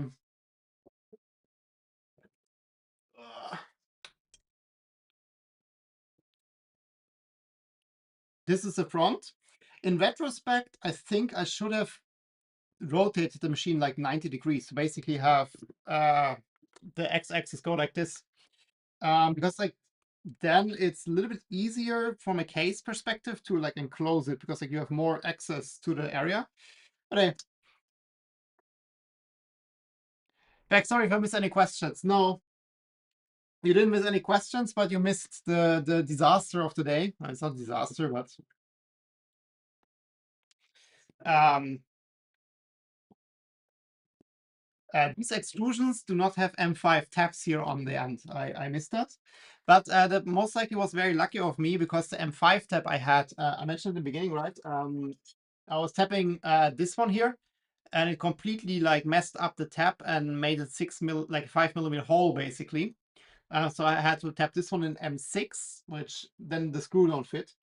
So I'm very lucky it happened with the one that was optional, not with these that I actually need.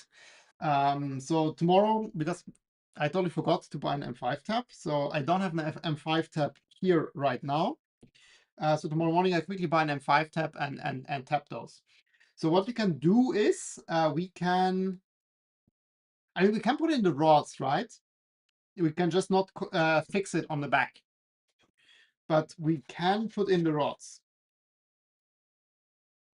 So we can just yeah, let's do it. I think that will work, right?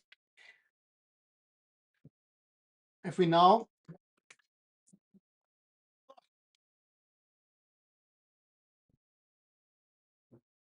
I lost my knife somewhere. This is really not practical. Notice this week, like somewhere it got lost.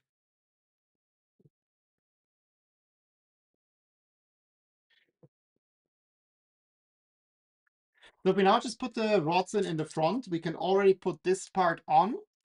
And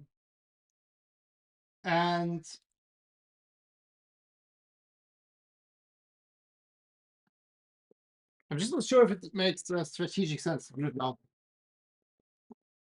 Because it becomes a little bit harder to maneuver. But like these are quite tight. So if I want to move it, I can just slide it forward and carry it. So let's roll with that.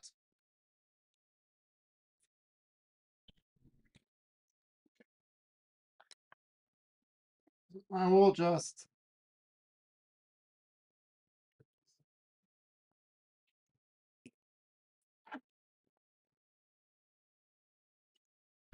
put the rods through.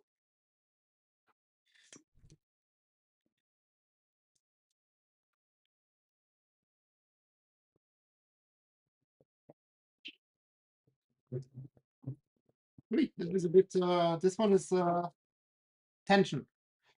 I hope this will not be a problem later. Okay.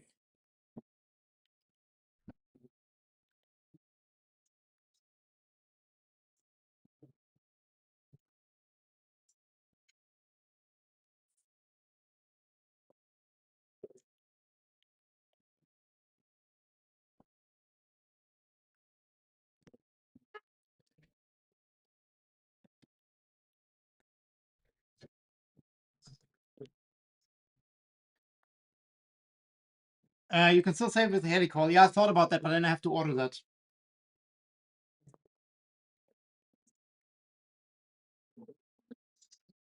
And let me do this.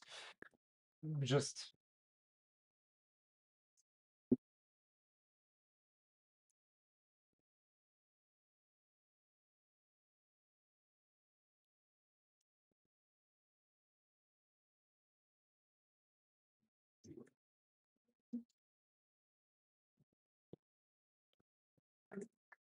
this has quite a lot of vibration.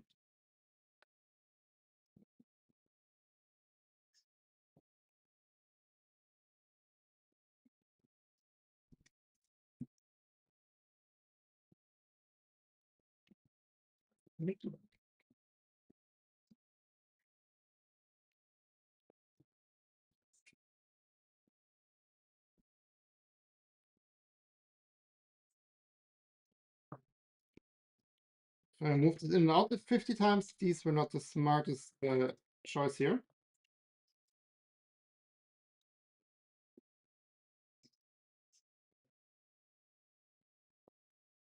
I don't want to put them in all the way because this will be pain to get out there again. But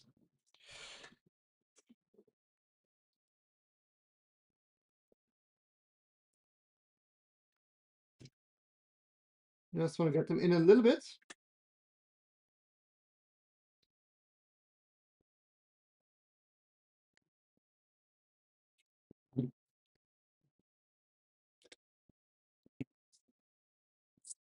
That does not run smooth. I mean, oh, this is out.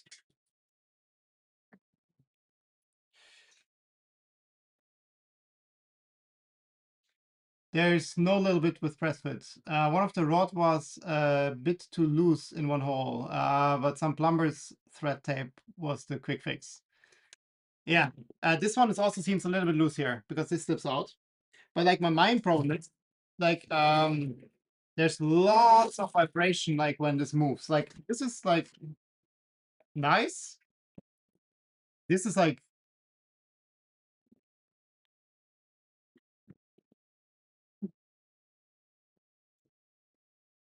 I'm not sure if this needs to run in or something. But like I don't like that.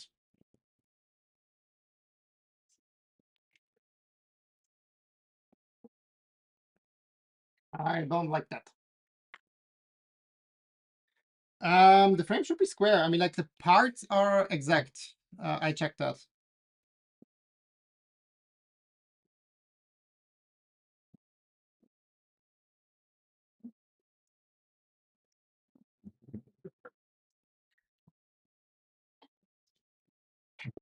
Let me take this off.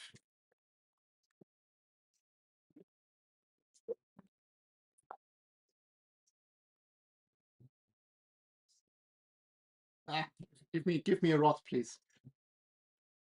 Thank you. I hate it. It's all full of grease.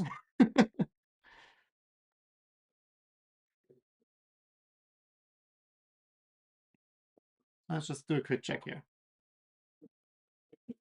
This is fine.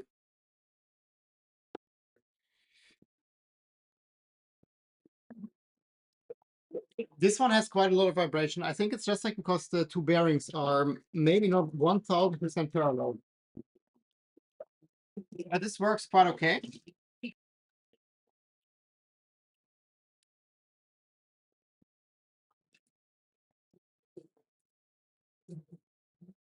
They all have a little bit of vibration.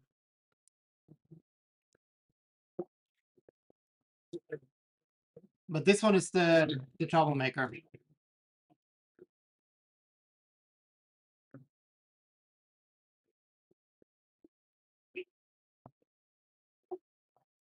This is a troublemaker. Not sure if you can see that.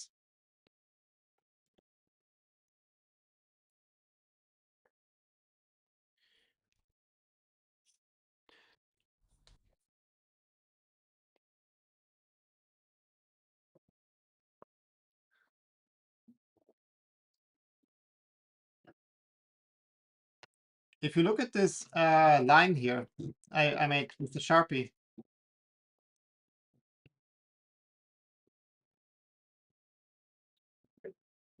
Now it's gone because it rotates to the bottom. Now it's here. So basically, like as I push this in and out, the rod basically rotates. You see, there's the line.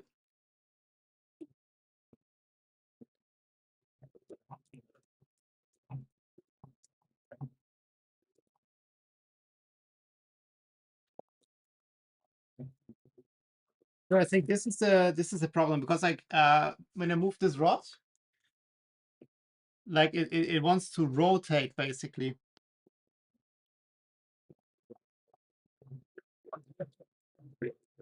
And there's a lot of like could be on the small work. I don't know.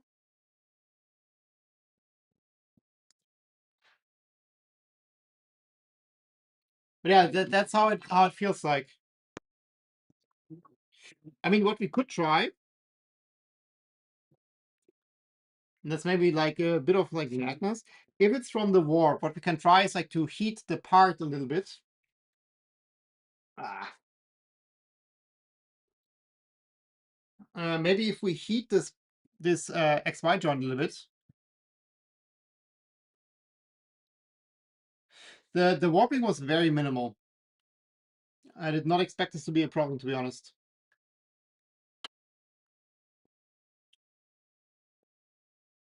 It's like maybe half a millimeter. Maybe a millimeter. Wait, let me get out this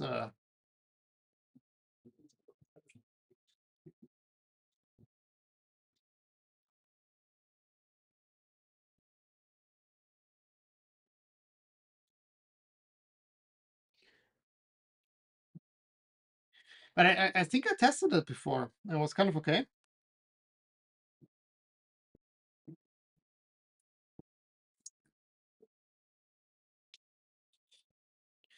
We'll put a straight edge here. You see there's a little bit of a gap. It's like maybe, yeah, on the bottommost tip, maybe a millimeter. Not sure. Could be enough to cause the issue. But if this is a problem, like maybe what we can do is like we can heat the part a little bit in this bottom area, and the rod can just like from the tension, just like adjust the part as it's needed.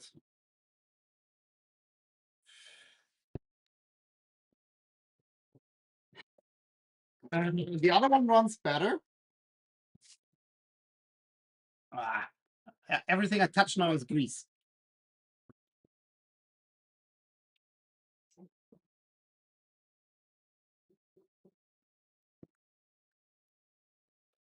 Yeah, I think this one is basically, you see like here on the tip, there's warp. I think that's the difference between this side and the other side. This one has only warp here on the bottom section. And this one, I mean, also,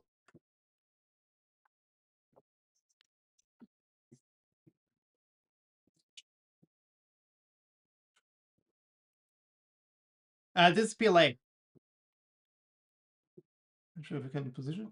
Yeah, I mean, here you see like it warps a little bit more here, and this is this area where the other one is more in the bottommost part.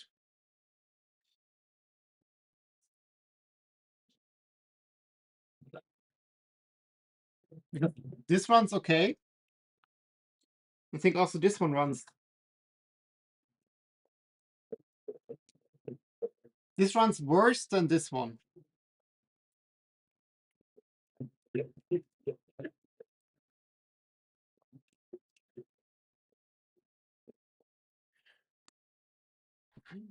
Because I don't want to reprint the part, of course, because that will be quite a pain to take apart.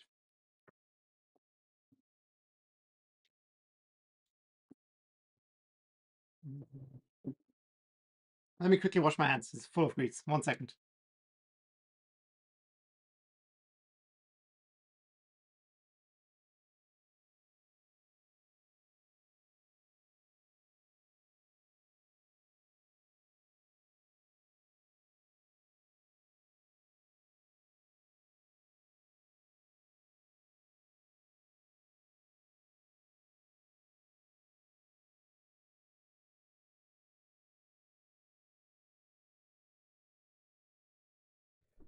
But I up on that. Might be worth to heat it and force it in place when. Yeah, that's what I thought. Like if everything is in place, we just install it.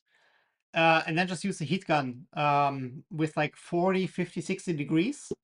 Just like enough that the PLA becomes like a little bit like soft, but it doesn't melt. Then you can just like settle. That might be a good approach.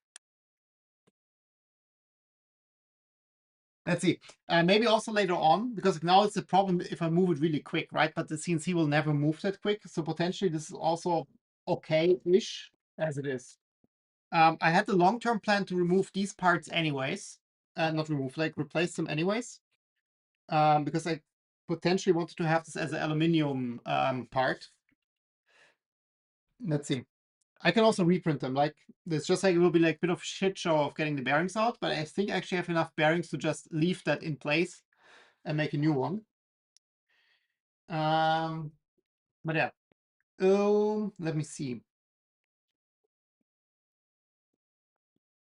Let me see where it belongs. I mean, overall, the frame comes together fine. The only thing is I now see is still like dirty from the stupid hairspray in some spots.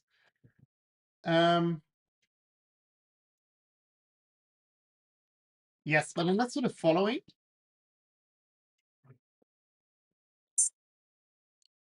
So basically, we cannot close this off because I have to tap these holes first. So I would leave that now in this state, basically.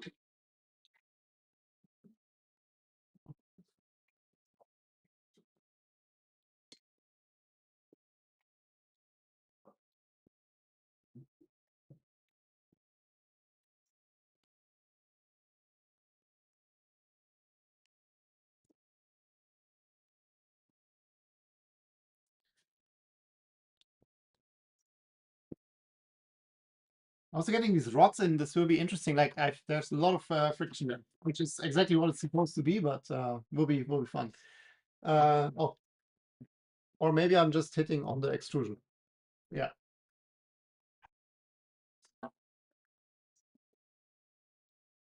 I mean, overall, the frame worked out quite well. I just cleaned my hands and I'm again like having grease all over the place. Um,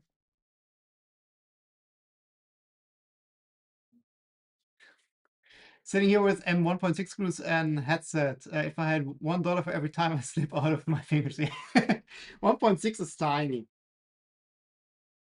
I have also like actually I have some I think also 1.6s. Like I have also like super small screws from like an old project, like crazy small.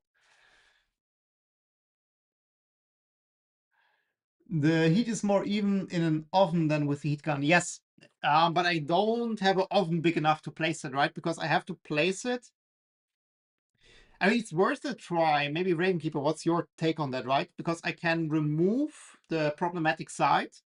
I can put a rod in and put in the oven, but then you're not guaranteed that the rod is parallel to the top one, right? Like it can settle in like a bad way.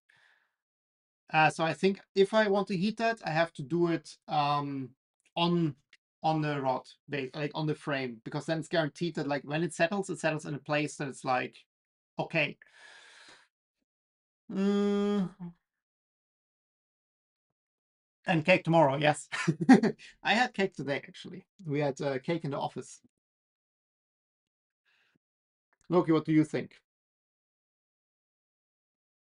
What is your technical analysis of this problem?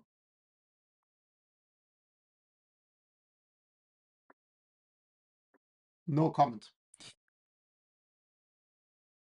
No, don't step on that, please. Quickly make some space. So here. Okay, then I would park the frame for now somewhere. I don't really have space, but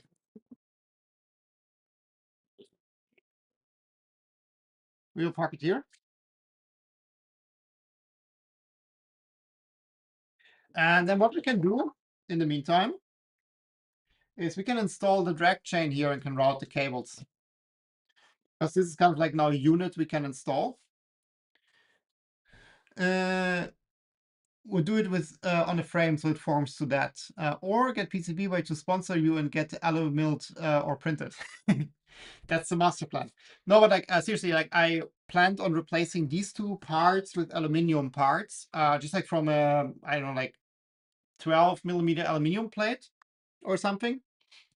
Where I basically have a printed part here on top, just holding that in place, like a small one with like long screws, and then basically having these things just like screwed into the aluminum plate.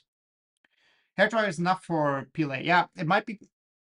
It might be, but I think my heat gun goes very low. And I trust if the heat gun says it can do 60 or 40, I would trust the heat gun more to be consistent. But hairdryer might already be enough. But yeah, I'll try that. Do you want me to try on stream or shall I do it on the weekend? What's the vote there?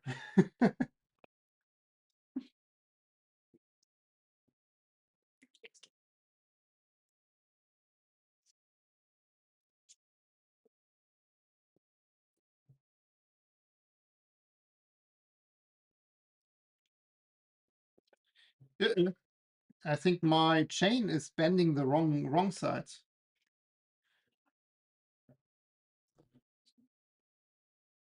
Do I have logic down here?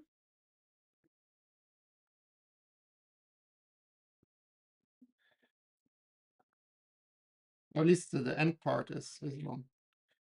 Can I flip this?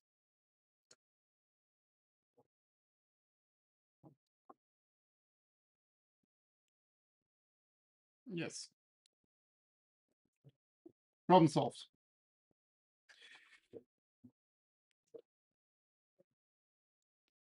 Let's see. So this has to go this way. I have no clue how long we need to make this chain. Basically the end position here. Oh, this is also the wrong way. This is the wrong way. I think there were different ones, but I only printed one piece. Yeah, they're all the same. Can't you just flip the end part 180? Oh yeah, that's what I did. I can flip the end part. But for here, let's just two screws are fine for now. So we need something of this length.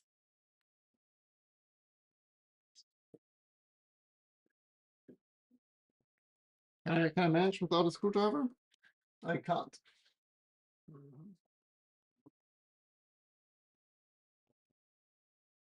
Okay, so that is roughly the length we need.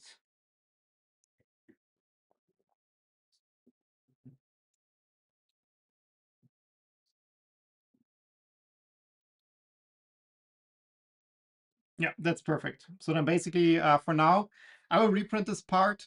But for now, we can just do it with two screws here, and then it's fine.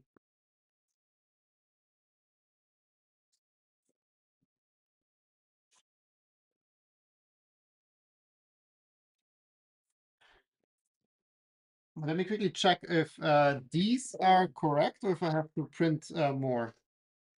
It's like these are this way. This way. These are correct. So this one, I mean, it says Y on it, and I know this one also says Y. I think I just printed 3 times Y and not seeing that there's a difference. Let me quickly get the frame out of the way that we have a bit of space here.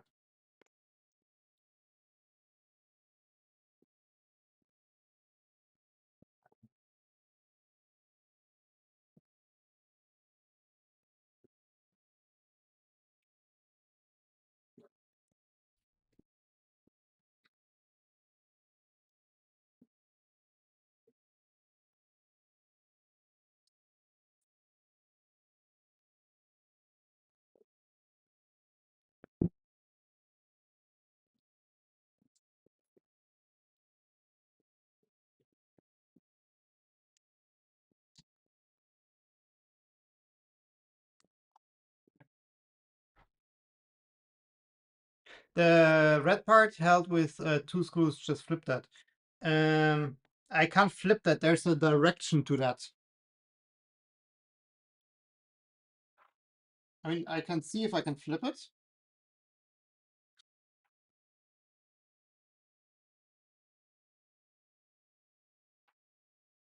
1 second, let me quickly turn it on.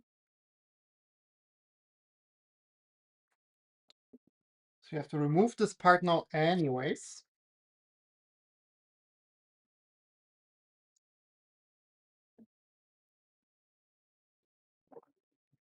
Because this, I mean, if I flip it, the screws are sticking out. And the chain will not be aligned. If I do it like this, the chain is not aligned, so I don't think I can flip that. But it's fine. I will, let's roll with that.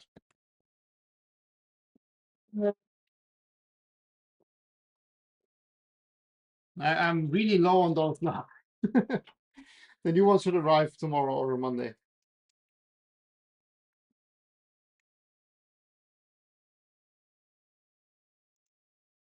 But to be honest, like this is also good enough with 2, right?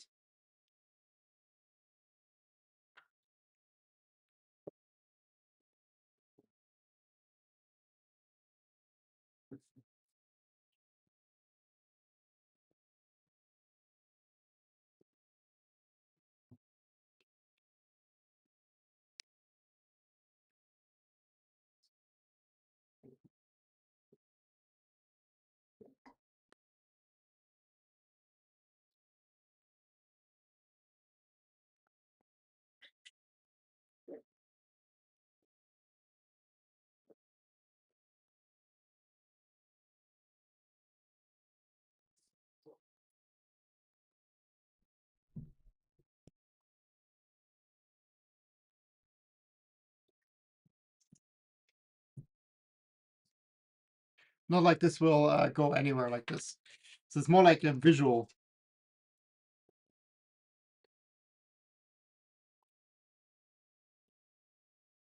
Oh, wait, we had an M3 here.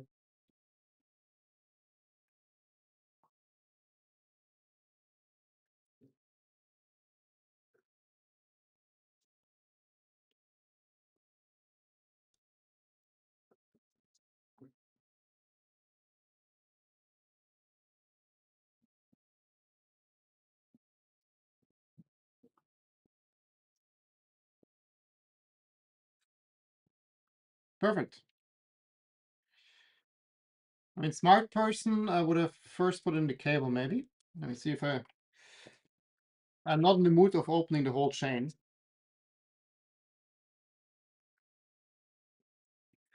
Let me see if I can fiddle it through here.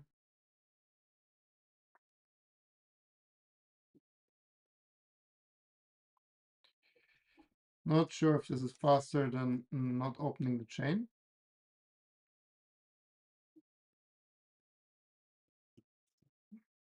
The answer is no. Let's just do this. This is the fastest.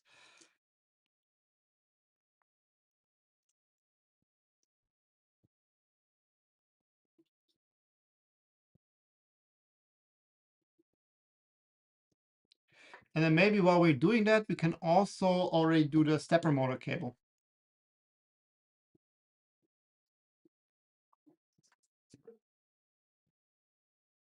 Ooh, I hope this is long enough. I don't think this cable is long enough.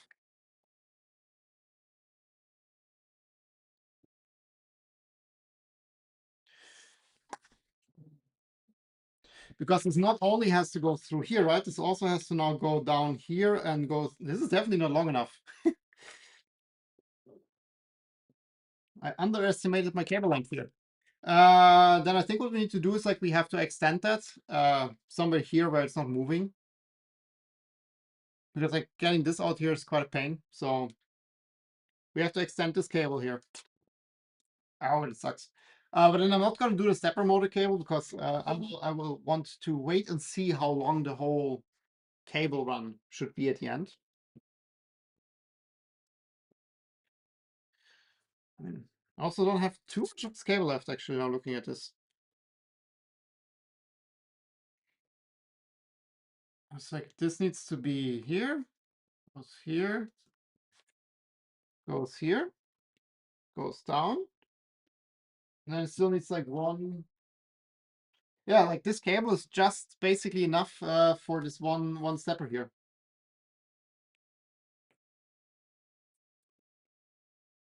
So for the other steppers, we have to use different cable.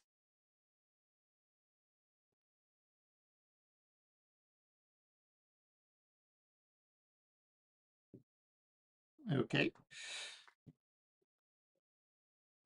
But then knowing this, we can also just put this in here already.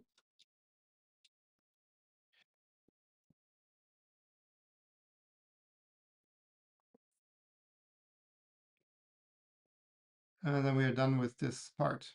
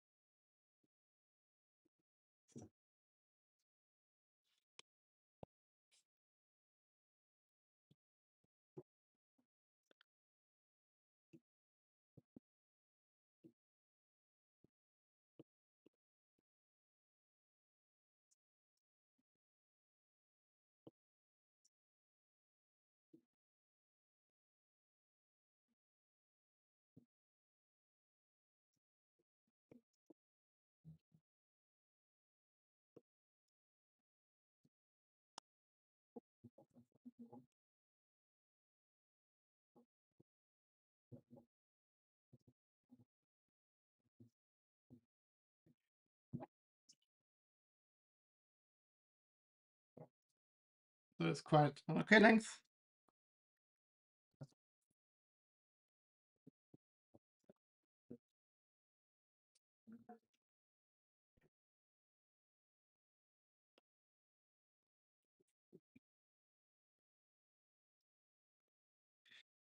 And then I would suggest let's also crimp this cable here already. Then we're done with this connector here completely.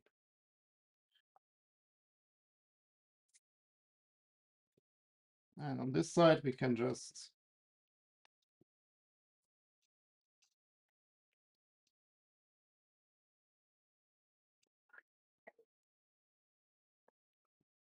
do this. You also put in this cable here. It's very refreshing how little cables you need for like a CNC compared to a 3D printer.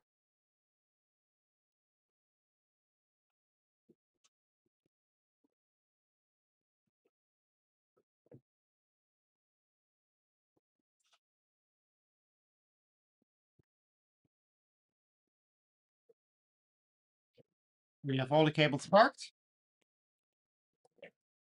Yeah, this runs very nice. Like, shame that the x-axis has this issue now.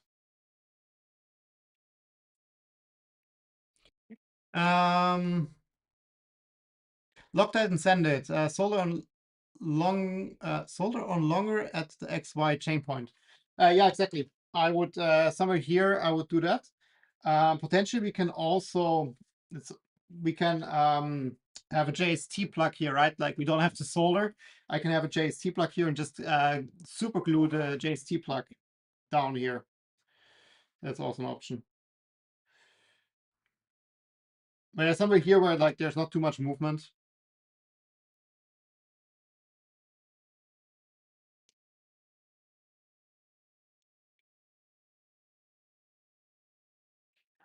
Okay. Let me also quickly grab. I mean, I think I know how to crimp that by now. No risk, no fun.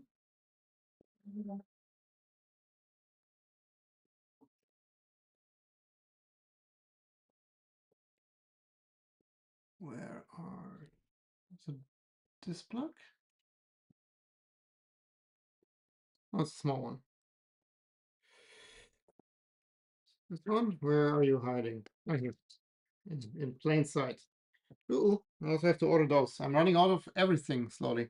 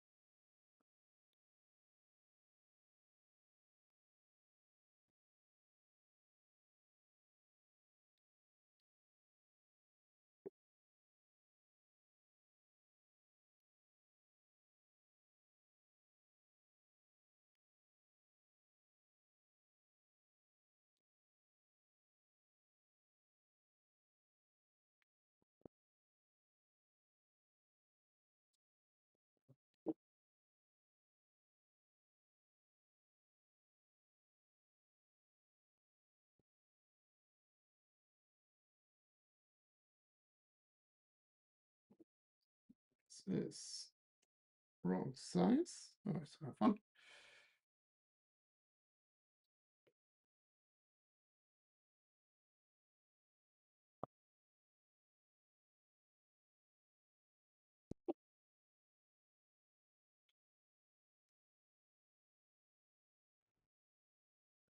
Okay.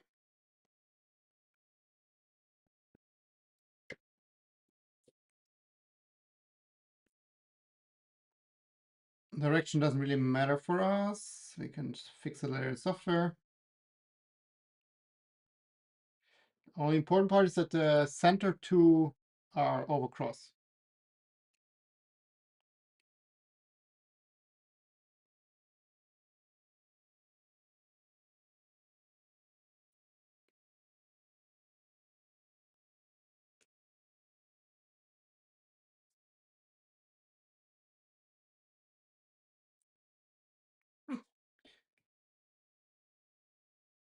doesn't want to go into its spot here.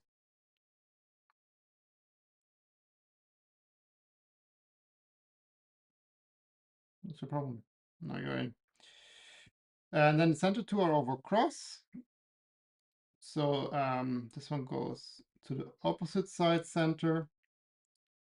And this one goes to the opposite side center. And this one goes to the outside.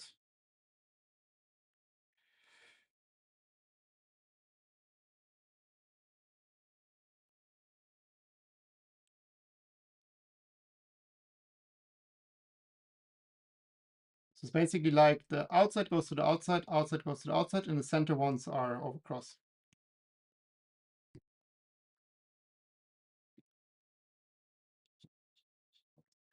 I'm sure there's no like tension on this here. Oh, Raven Keeper, you don't have a zip tie point here, do you?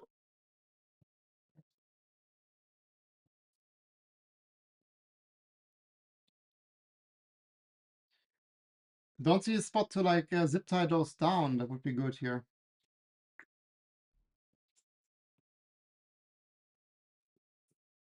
You know what? Is maybe I make this a hole and you can zip tie that.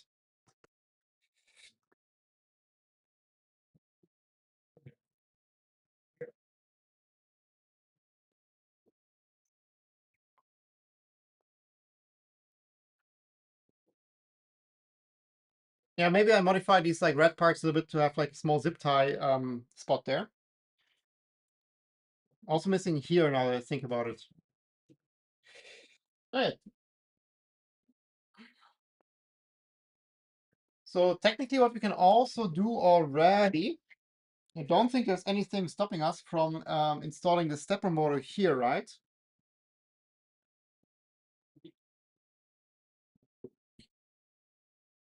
All we need is a coupler.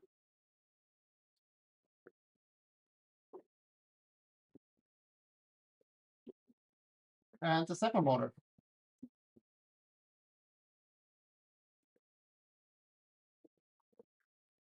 Yeah, like we can just extend it like a tiny bit here, right? That like you just have like a zip tie pointer. It goes for all three of them.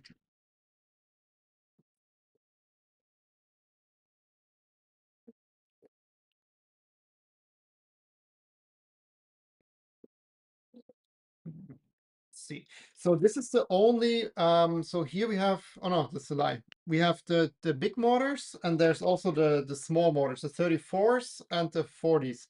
The 34s we use for Y, and for the X, so we only have one motor, we use the 40s.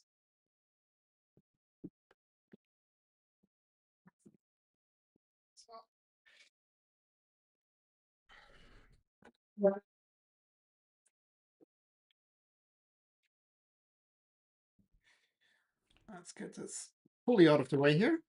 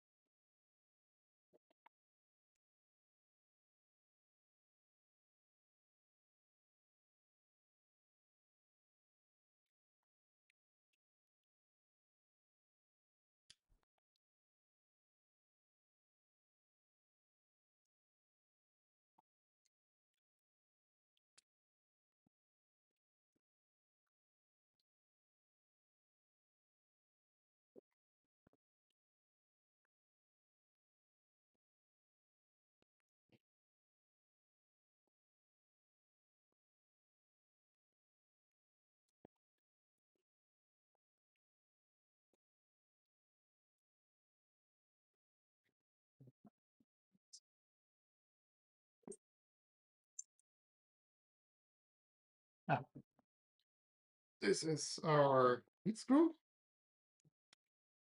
I'm optimistic we can already like put this in. So there's quite a lot of wiggle room on the other side.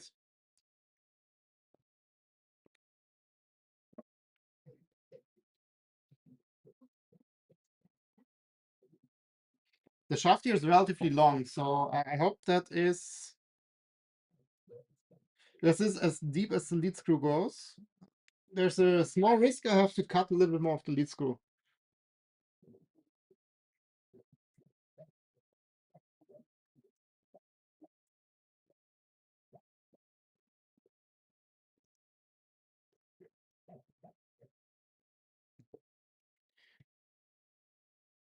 And also here we need a thrust bearing. It's the same problem. So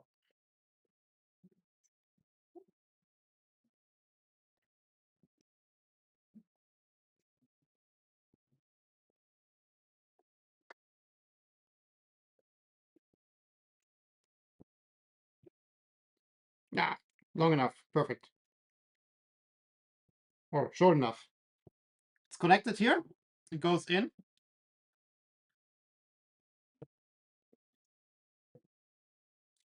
Let me see how long.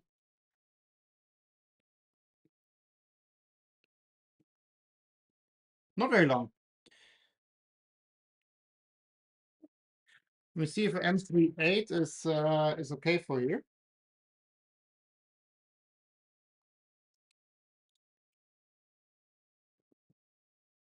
Oh yeah, definitely M38.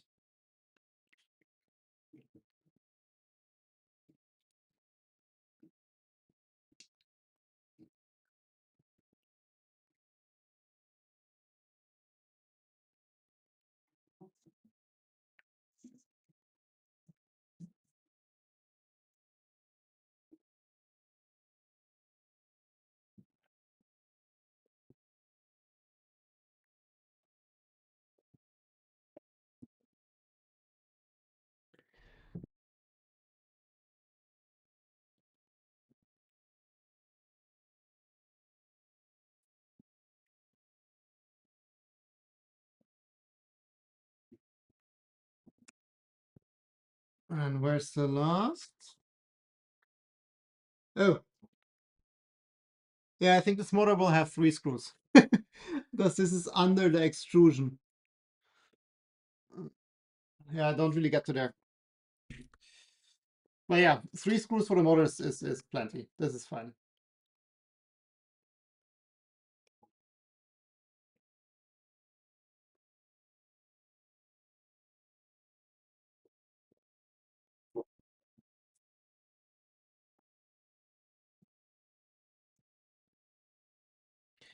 Only thing I see now is like the coupler we have here is sticking out a tiny bit.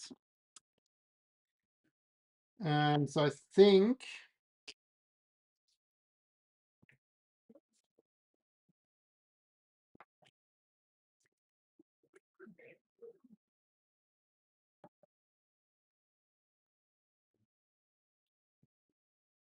let me see if I can put the coupler a little bit deeper on the shaft of the motor.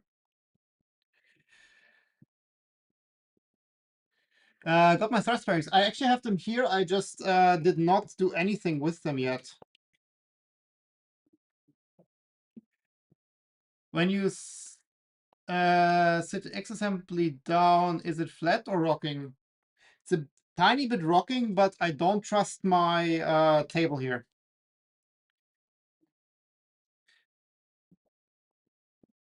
But that might also be a good clue what happens with the Y assembly, to be honest, Raven Keeper. Do you think it's like not this is like twisted a little bit in itself?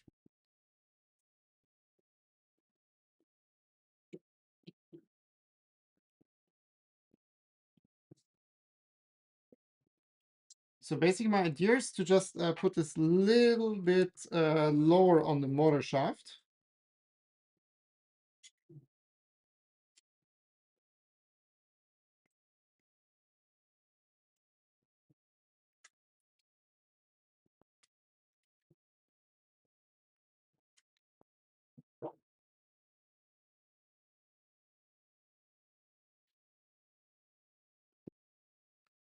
Here you go.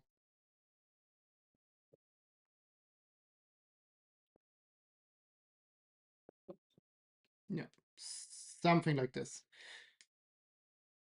So I just pushed it in like 2 millimeters. This should do. Yeah. Now it's just sub the surface here, so we don't lose any travel space.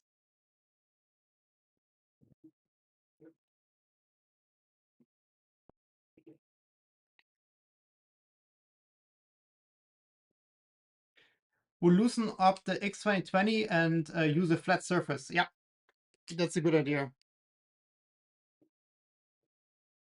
I will do it after stream on my cooktop.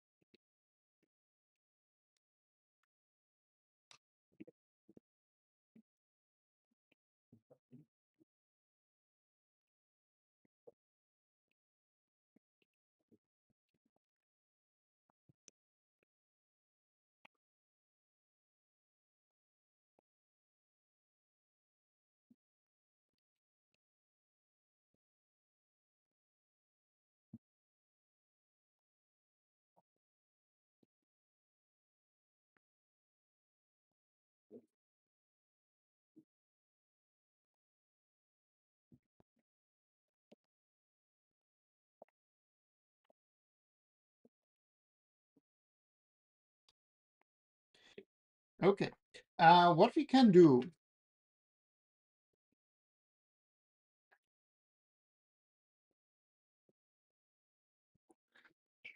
would be that we quickly hook this up to the controller.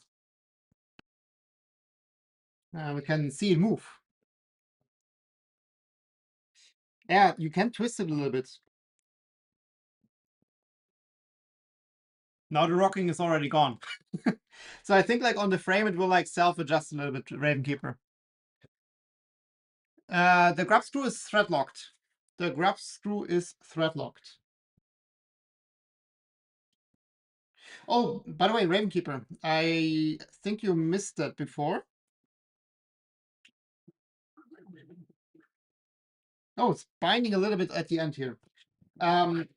These holes here for the M3 screws are way too big for me. I'm not sure if this is me, but they're like way too big to grab the M3 screws. So I use super glue to put them in place. Oh no, it's at the end stop, I think here.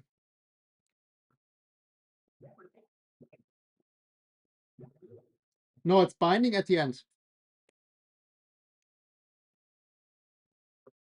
In the center, it runs okay. In the end, it binds. I'm not sure if this is from the lead screw, because before I put the lead screw in, like I think I could put it to the end.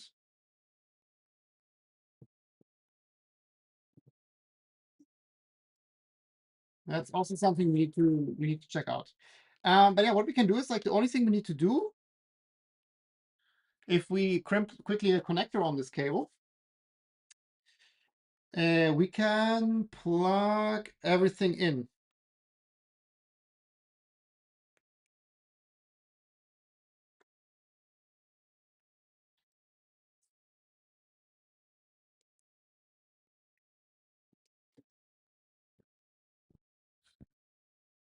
Was perfect joining 3 screws. Yeah, not, but it wasn't like even close, right? Like for me, it didn't touch at all.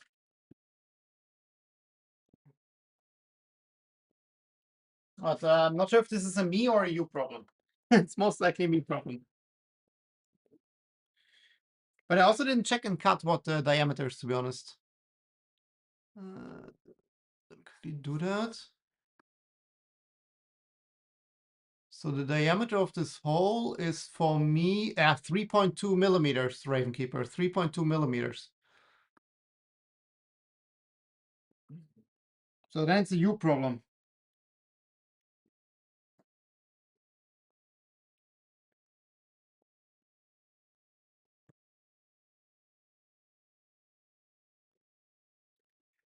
One guy that built the original forgot Loctite on the Z coupler. His machine did a surprise 16 DSC.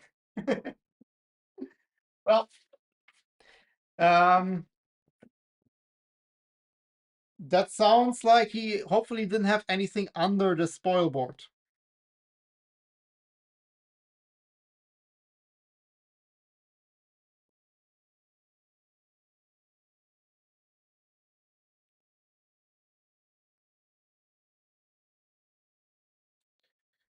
Did he really just like put the box back before using the crimping pliers?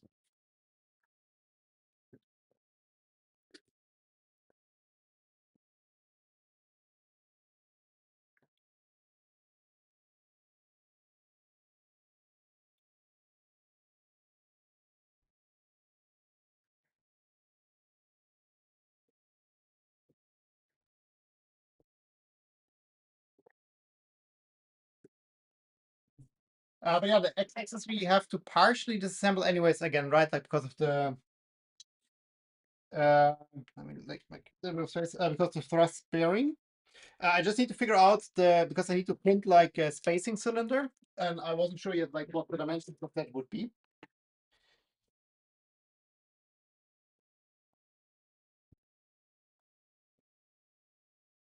Because my goal would be zero play, of course, on this axis or on any axis.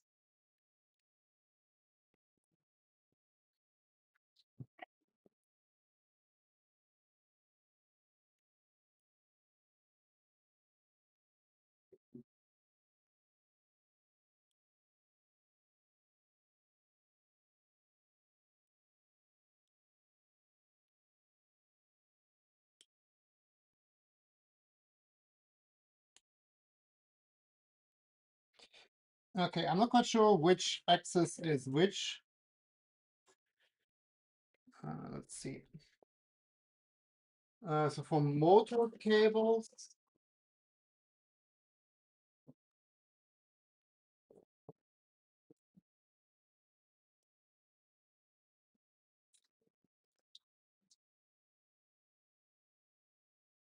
ah, give me what I want.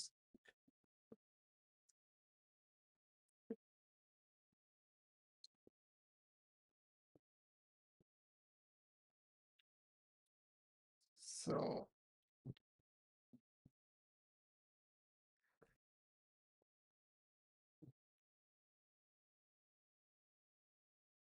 I'm just winging something. Most likely, we have to quickly change it in a second.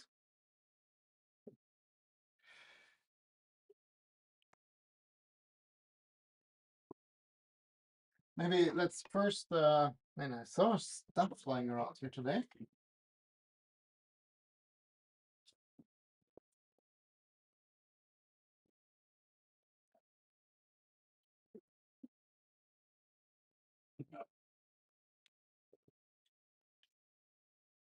Power this bad boy on.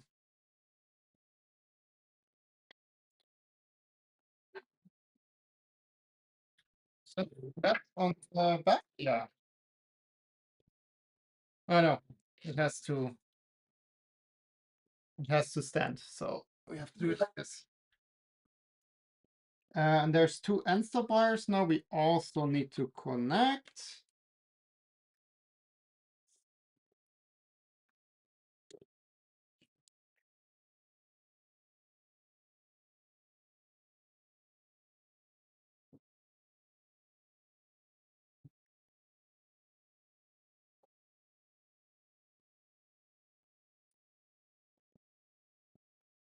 We really have to clean up in a second.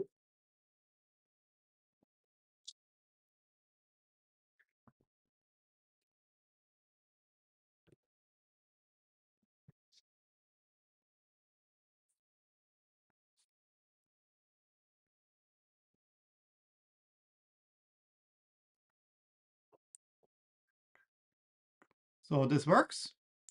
Let me quickly take a look-see in the config, what I did now. So it's just like some random config I did. Just like to do stepper X and Z. and Y seemingly. So we need to connect stepper X, which is the original E. Don't do it, Tom. Then what is the end stop?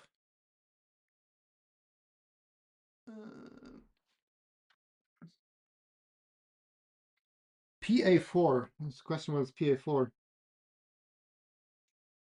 X, what is that? I'm not quite sure which end stop pin we have to connect there. And then the stepper Z is stepper Z. That's easy enough. And then I assume this is the Z end stop.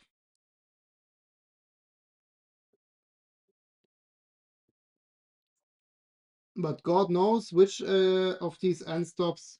I mean, let's just connect it to X and see what happens. So if I go here to end stops and query, everything should be triggered. Oh yeah, this one is actually triggered. Okay, so that is correct.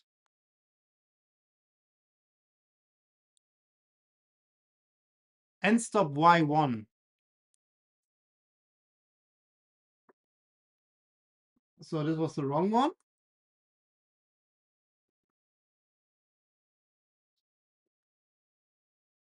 Just see. So I'm plugging just to see that X becomes untriggered.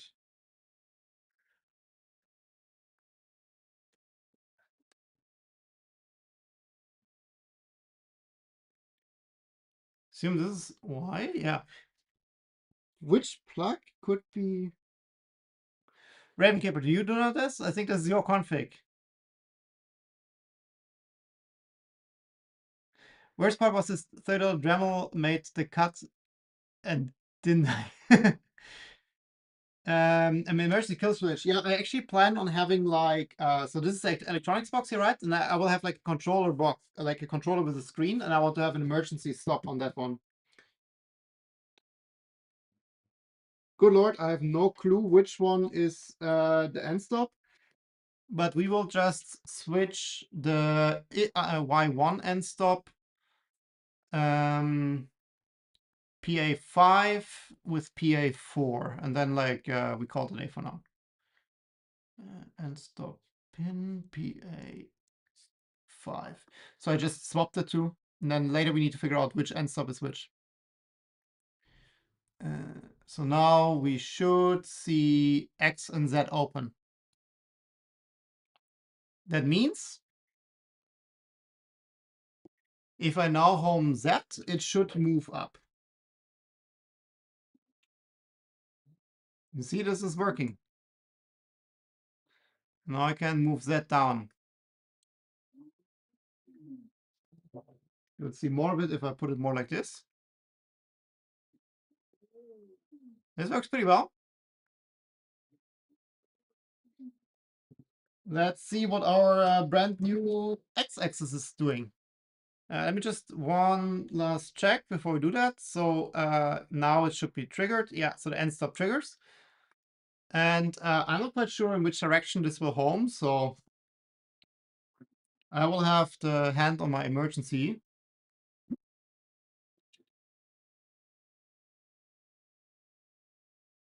What up now? No trigger on X after full movement. This is not full movement, my friend.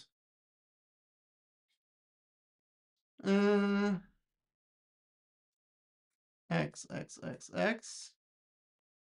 Position max. This is not enough. Just like 350, roughly.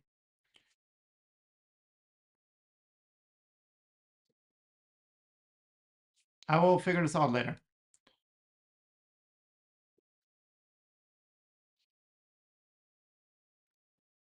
Something like this. Let's do 350, then we can configure it right away.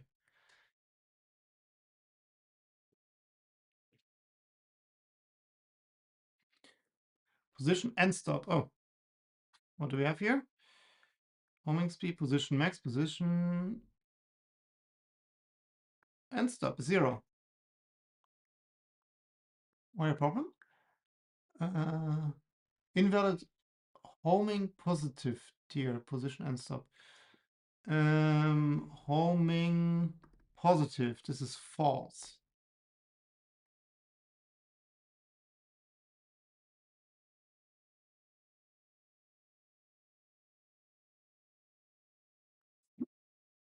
No, now it goes in the wrong direction. This is not what we want. Runout sensor plug according to schematics. Mr. Lees, which one is the runout sensor plug? It's the one with 3 pins here, right? The runout has 3 pins, I assume.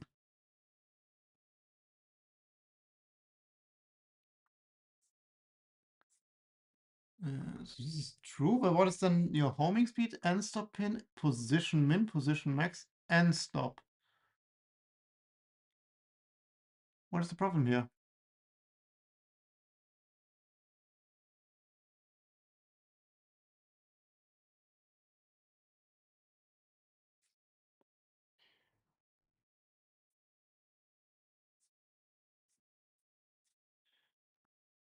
You post something in the... Like right now, I'm like a bit flabbergasted with this configuration here. Like, what is the problem here? It says like if I save this, it doesn't like it.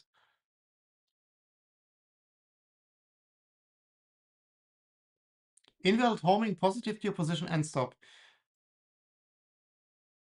Homing positive direction seemingly goes. Wait, like, let me look at this. The stepper moves in the wrong direction. Direction pin is inversed. This is my problem.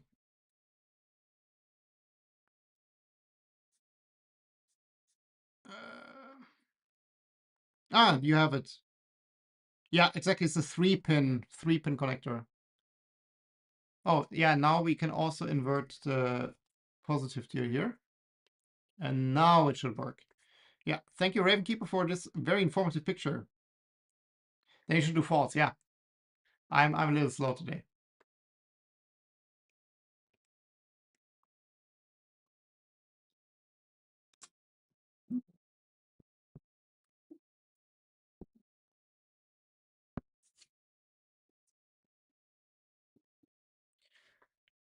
And now we should be able to.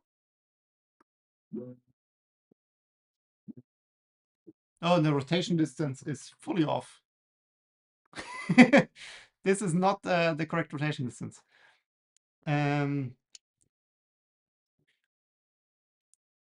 Microsteps rotation distance is 8. What do we have here? Yeah.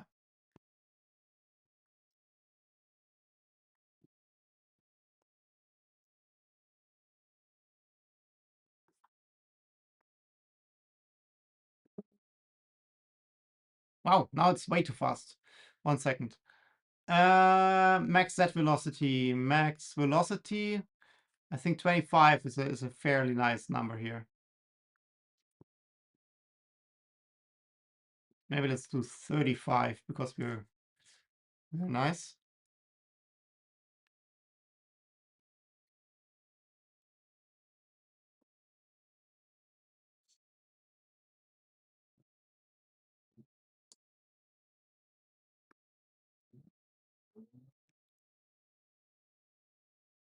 I think this is a good speed for a CNC.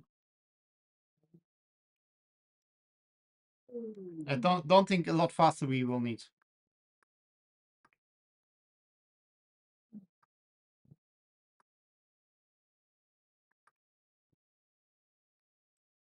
Yeah, and here we know binding. See, there's definitely some cable. There's some binding happening here at the last position.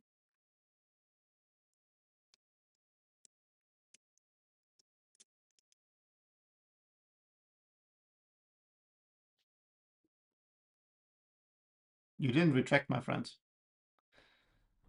Dum dum dum. Where's that? Homing. Says like it's still triggered after retract, but it's not, it didn't retract at all.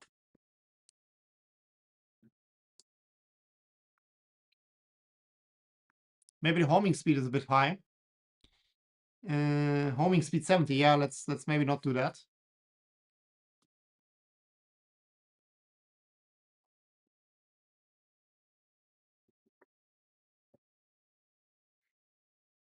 Yeah, but these are like small things.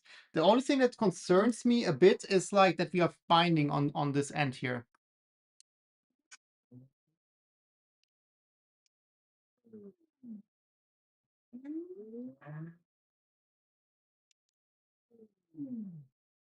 Might be lead screw wobble binding. I'm not quite sure. Let me see. Can I?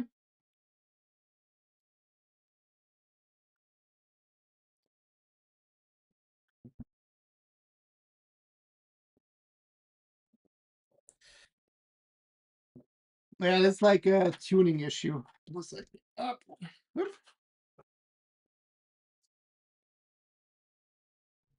Here we go. Now we can see it a little bit better. So if we look at the lead screw, it looks quite straight to me.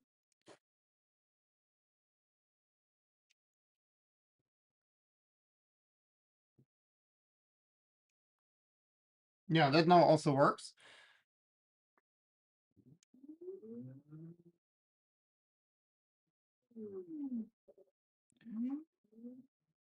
It's so funny to see these like accelerations. Like it's very slow acceleration.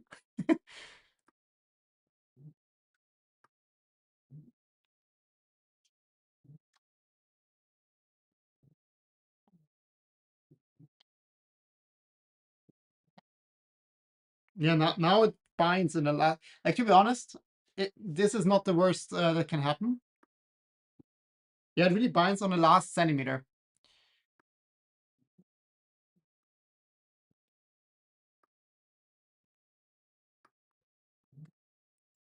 I mean, it could have something to do with the lead screw.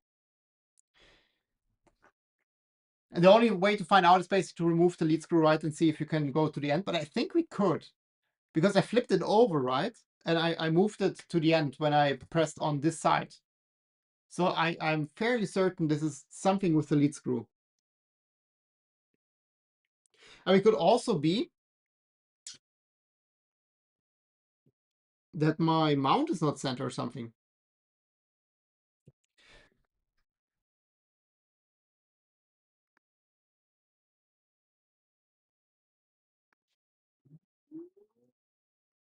But overall, it moves okay. In the middle section, it works fine.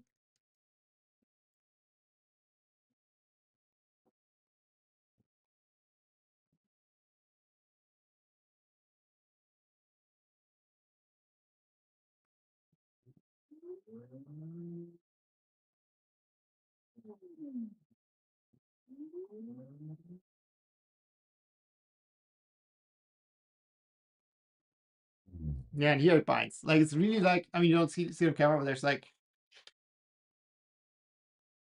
I would say like 8 millimeters or something.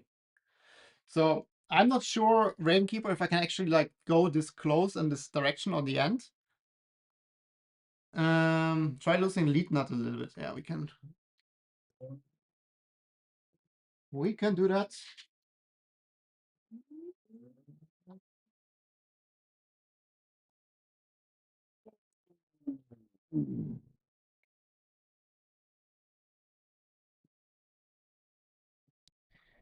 We can do that.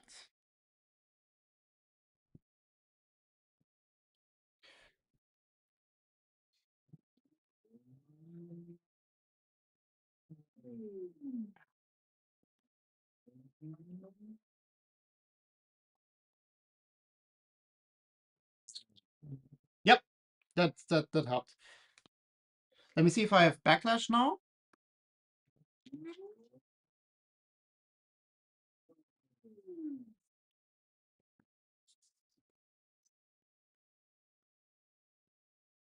Tiny bit. Let me see if I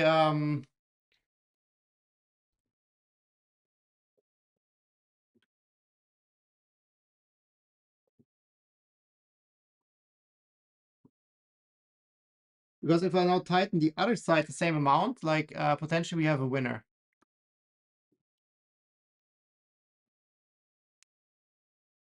Now it's just very hard to say for me, like how much effort the motor has to do. Wait, let me quickly do motor off. I should be able to, yeah, this is okay. I can turn it by hand. Now it binds completely. Okay, that's good. So basically I loosened this side a little bit and tightened this side a little bit. So both can maybe like move a tiny bit. The anti-backlash effect is the same now.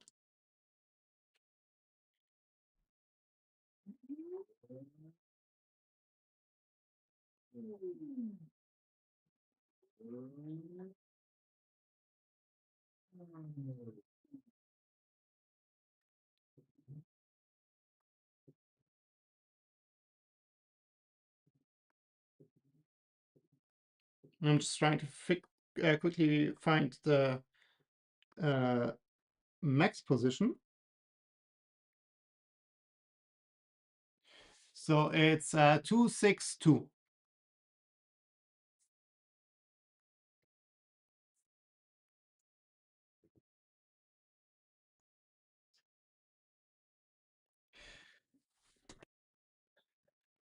My seals is lead not designed for a cat update. I think it works really well.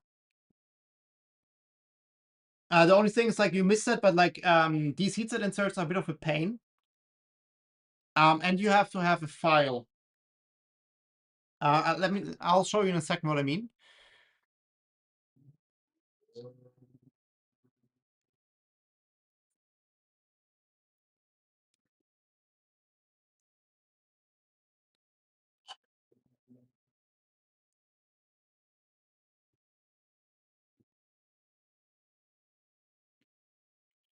Let me see if I now go to the max position.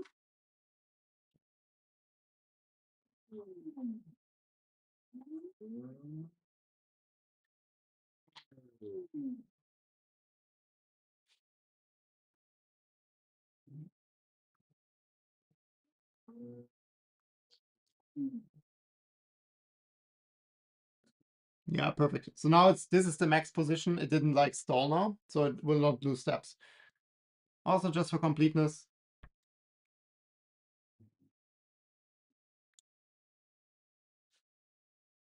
No, here we can also do, oops.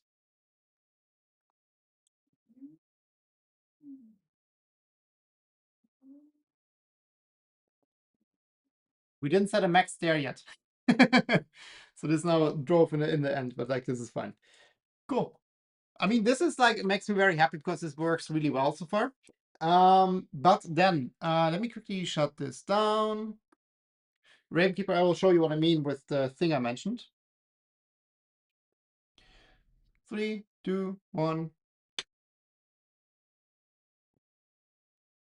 Unplug everything.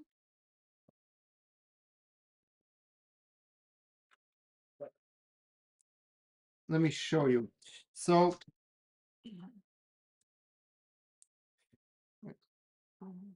one step in between. I'm sorry. Let me quickly get these cables out of the way.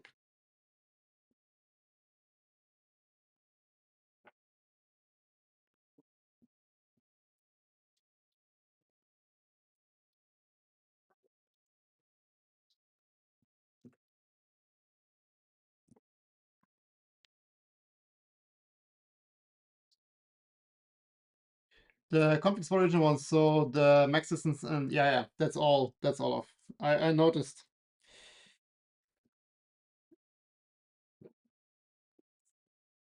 But that's not a big deal. Oh, but it is a heavy board. Okay, so basically, these are relatively deep in. That's a bit of a pain. Not the only pain. So on the, oops, here they are not as deep in. So here they're more or less flush.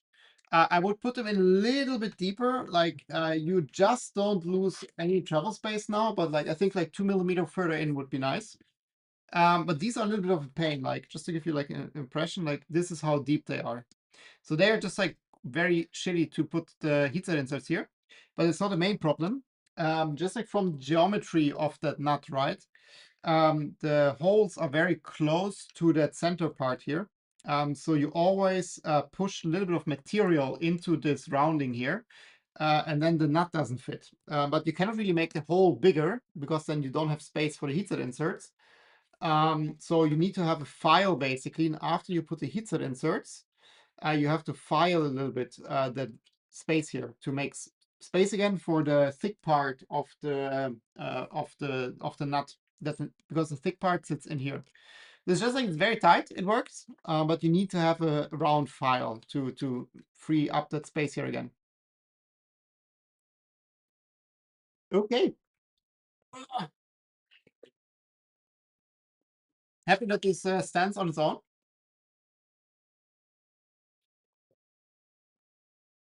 And I would say this is a good cutoff point. It was a relatively long stream for our standards now. In here. And yeah, I mean, I think it's successful. Like we did a lot of work today. The only bummer is basically we have this like issue with the y-axis. Because like the like x runs well, z runs well. It's only this issue with this one y-axis. I will play around with it a little bit tomorrow. I think I will just the one rod. I think this one is problematic. I will just not put this in, so we have 3 rods in instead of the 4, and see if this solves the issue. Just like to troubleshoot if it's only this spot or if there's more wrong.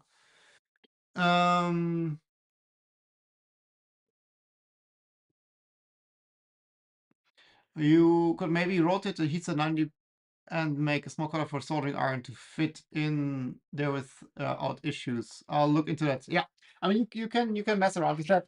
I mean what I did now also works really well, to be honest. So I just put the heatset on a screw, heated it with a lighter, and then put it in with the soldering iron and the screw. They worked pretty okay.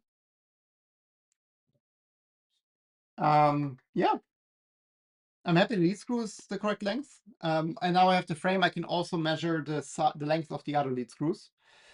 Um, Yeah, and this is the only troublemaker here. But I think if we use the hair dryer heat method here, like it will sort itself out. I'm pretty sure that we can make that work. But first, what I will try is like without this one, just to confirm this one is the troublemaker why it runs very rough. Cool. Okay, that's it for today. Enjoy your weekend and see you next week.